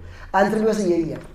The two principal method of evaluate, ये बड़ा पॉपुलर क्वेश्चन है कि इक्विवेलेंट प्रोडक्शन के मेथड नापने के दो मेथड, फीफो और वेटेड एवरेज। फीफो और वेटेड एवरेज, इसने तो बल्कि सिर्फ एवरेज लिखा है, वेटेड भी नहीं लिखा। In hospital the cost unit is obviously पर पेशेंट डे या पर बेड डे। ऑब्वियसली ये मत लिख देना पर पेशेंट पर बेड। अब यार एक बेड पे एक ही पेशेंट लेटता है ना, इसने आंसर में पर बेड लिखा है। ठीक है। आई गेस ज़्यादातर कंपोजिट यूनिट्स तो पर बेड भी सही आंसर, पर बेड पर डे होना चाहिए। इलेक्ट्रिसिटी कंपनी में कॉस्ट यूनिट पर, इसने किलोवाट लिखी है। ठीक है। मैं प्रॉपर लिखूं तो पर किलोवाट। ठीक है। मतलब जनरली देखा जाए ना तो हमारे जो घर पे बिजली के बिल भी आते हो पर वॉट या पर किलोवाट के हिसाब से कहीं ना कहीं रेट होता है। पर kilowatt is good, fine. The method of costing use in undertaking like gas company, cinema houses, hospitals, obviously operating costing, ये सारे सर्विस वाले एग्जाम्पल हैं। Operating costing in motor transport costing, two example of fix cost are, obviously यार salary ले लो, salary ले लो, अपना road tax ले लो, कुछ भी ले लो। ठीक है। इसने ऑब्वियसली ये कुछ भी दे रहे, इसने इंश्योरेंस और डेप्रिसिएशन लिया, बच्चा कुछ भी ले सकता है, इस पर कोई हार्ड एंड फास्ट इतना वो थोड़ी गलत हो जाएगा। Last part of our today's class, last part of our today's class, we need to do the match the following. Again 10 points है, मैच करना है भाई जल्दी से। ये बड़ा इंटरेस्टिंग लगता है, मैच द फॉलोइंग करना बड़ा इंटरेस्टिंग लगता है। 1, the contract which provide for payment of actual cost but plus N agreed, इसे कॉस्ट प्लस प्रॉफिट कहते हैं यार। सो 1 को मैं सीधा सीधा मैच करूंगा ई से। 1 को मेरे कोई दो राय नहीं है, ई से। इसके अलावा now in contract costing the cost unit is per contract obviously, तो 2 का मैं करूंगा जी से। Abnormal loss is transfer to, abnormal loss is transfer to costing P and L, abnormal loss is transfer to costing P and L, तो 3rd का ये हो गया आई। चलिए जी। इसके अलावा job costing is used in automobile garages, ये बढ़िया, auto H. 5th under job cost order system, each job is assigned one identifying job. Under job order cost system, each job is assigned one identifying job. According to the given options, मुझे लग रहा है इसका answer C होगा। जो options दे रखे हैं मुझे इसका आंसर सी लग रहा है। Cost of normal loss is borne by normal output, बिल्कुल ठीक है, नॉर्मल आउटपुट से होना चाहिए। Inherent features of process industry, WIP, इसका तो वो भी था ना, ट्रू एंड फॉल्स और MCQ, मेरे ख्याल से हम लोगों ने अभी अभी जो है वो इसका देखा था। तो ये हो गया WIP। The method which is followed for evaluation of equivalent production when prices are fluctuating average. देखो ऊपर था ना कि फ्लक्चुएटिंग प्राइस में फीफो होना चाहिए, मैंने फॉल्स आंसर दिया था। फ्लक्चुएटिंग जब प्राइस बहुत ज्यादा फ्लक्चुएटिंग, ये बचपन में भी हो सकता है, तुमने पढ़ा हो। फ्लक्चुएटिंग जब प्राइस होती है तो एवरेज मेथड जो है वो यूज करना चाहिए। In hospital, the cost unit is obviously according to the options given. I would give the answer per bed. Answer as per bed. In electricity company, the cost unit is according to this. The answer should be kilowatt. B इसका kilowatt हो गया। एक बार finally check कर लेते हैं। 1 का इसने किया है, 1 को हमने किया E से, ठीक है। 2 को हमने किया है G से, ठीक है। 3rd को हमने I से किया है, अगेन गुड। 4th को हमने H से किया, गुड। 5th को C से किया है, ठीक है। 6th को D से किया है, ठीक है। 7th को हमने J से किया है, बहुत बढ़िया। 8th को हमने A से किया है, ठीक। 9th को F से किया है और 10th को हमने अल्टीमेटली B से किया है। सर बिंगो हमारा सारा बढ़िया। सर इसी के साथ आपका ये मेथड ऑफ कॉस्टिंग का टॉपिक खत्म होता है। अब खुद देख लो खत्म होता है। फिर तो ये आ गया हमारा, क्या बोलते हैं, study note number 6, cost accounting techniques. इसमें मेरे ख्याल से वो आता होगा, क्या बोलते हैं, स्टैंडर्ड कॉस्टिंग और बजटरी कंट्रोल, मार्जिनल, ये भी आपको कराने वाला हूँ। तो सर आज की सभा इसी के साथ समाप्त होती है। मेरे ख्याल से आज की सभा शायद पिछली क्लास से कंपैरेटिवली जल्दी समाप्त हो गई, ठीक है। ऑब्वियसली पिछली क्लास में इंट्रोडक्शन था और थोड़ा सा और बातें आप लोगों से करनी थी। तो जाते जाते आपको यही मैं क्या कहता हूँ, बोलूँगा कि सर प्लीज़ अपनी पढ़ाई पे ध्यान दीजिए। आप लोगों को बहुत बहुत शुभकामनाएं मैं दूंगा। आप बहुत अच्छे से पढ़ रहे हैं, बहुत क्वेरीज आपकी आ रही हैं। अभी भी जिन्होंने हमारी क्लासेस को फॉलो नहीं किया है, विद्यास्थल को फॉलो नहीं किया है, प्लीज़ आपके लिए बहुत मेहनत हो रही है। सीरियसली बता रहा हूँ, मैं, विशाल सर, हमारे प्रकाश पांडे सर, और आने वाले टाइम में बहुत कुछ आपके लिए प्लान्ड है। हमारे चैनल को प्लीज़ सब्सक्राइब करिए, ठीक है। तो एक तो obviously thank you for watching. Thanks तो हमारे कभी ख़त्म नहीं होंगे, थैंक्स तो हमारे ख़त्म नहीं होंगे। होपफुली हम भी इतना काम कर पा रहे हैं कि बच्चे हमें थैंक्स जो है वो बोलते रहते हैं और करते होंगे। जिनका अभी भी कुछ रह गया है, लाइव सीरीज वो नहीं अटेंड कर पाए, मेरी बार बार आप लोगों से दरख्वास्त है, आप लोगों से रिकमेंडेशन है, डोंट वेस्ट टाइम। ऐसे कुछ बच्चे हैं मेरी नज़रों में, पता नहीं किसी ना किसी वजह से वो अपनी पढ़ाई को डिले करते हैं कि नहीं मैं अपने आप ही कर लूँगा, मुझे क्लासेस नहीं चाहिए। पता नहीं मनी फैक्टर है या क्या है। मेरे ख्याल से सर आपको अपनी करियर में थोड़ा सा मनी अगर लगाना पड़ेगा, ऑब्वियसली बहुत अफोर्डेबल है। Vidyasthal is totally cool about this, बार बार डिस्काउंट ऑफर्स आते रहते हैं। सो हम नहीं चाहते किसी की पैसा किसी के आड़े आए। तो आप प्लीज अपना समय बर्बाद करिए। कॉस्ट सीरीज अगर आपको इलेबोरेट, देखिए रिवीजन हम करा रहे हैं, ये मैराथॉन्स जो कि मैराथन है यूट्यूब पे, ठीक है, ये जो मैं करा रहा हूँ ये सब एक रिवीजन है। अगर आपको इलेबोरेटेड क्लासेस चाहिए तो प्लीज़ हमारी पेन ड्राइव या गूगल ड्राइव आप बुक कराइए। कॉन्टैक्ट डिटेल्स आपको मिलेंगी, हमारे टेलीग्राम चैनल से जुड़िए। मिशन मंगल होता रहता है डाउट्स के लिए, उससे आप जुड़िए। अपने डाउट्स हम डाउट्स के पीछे हम लोग पीछे पड़ते हैं, प्लीज़ बच्चे डाउट्स पूछे। इन्हीं शब्दों के साथ सर बहुत बहुत धन्यवाद, आपको बहुत बहुत बधाई, आप अच्छे से पढ़ाई करिए। And please subscribe the channel अगर अभी तक नहीं किया है। अपने दोस्तों को फॉरवर्ड करिए यार, सोशल मीडिया पे इतना समय बर्बाद करते हो, थोड़ा हमें भी फैला दो। अगर लग रहा है कि हम अच्छे काम कर रहे हैं, अगर अच्छे नहीं कर रहे तो फिर छोड़ दो उस बात को, फिर बात खत्म होती है, फिर तो वीडियो को लाइक भी मत करना। अगर अच्छा लग रहा है, कुछ काम कर रहे हैं, कुछ पॉजिटिव निकला, कुछ अलग सीखा, तो प्लीज वीडियो को लाइक करें और ज्यादा से ज्यादा शेयर करें। इन्हीं शब्दों के साथ दोस्तों बहुत बहुत धन्यवाद। एंड अगली क्लास में आपसे फिर से मुलाकात होगी। So thank you so much.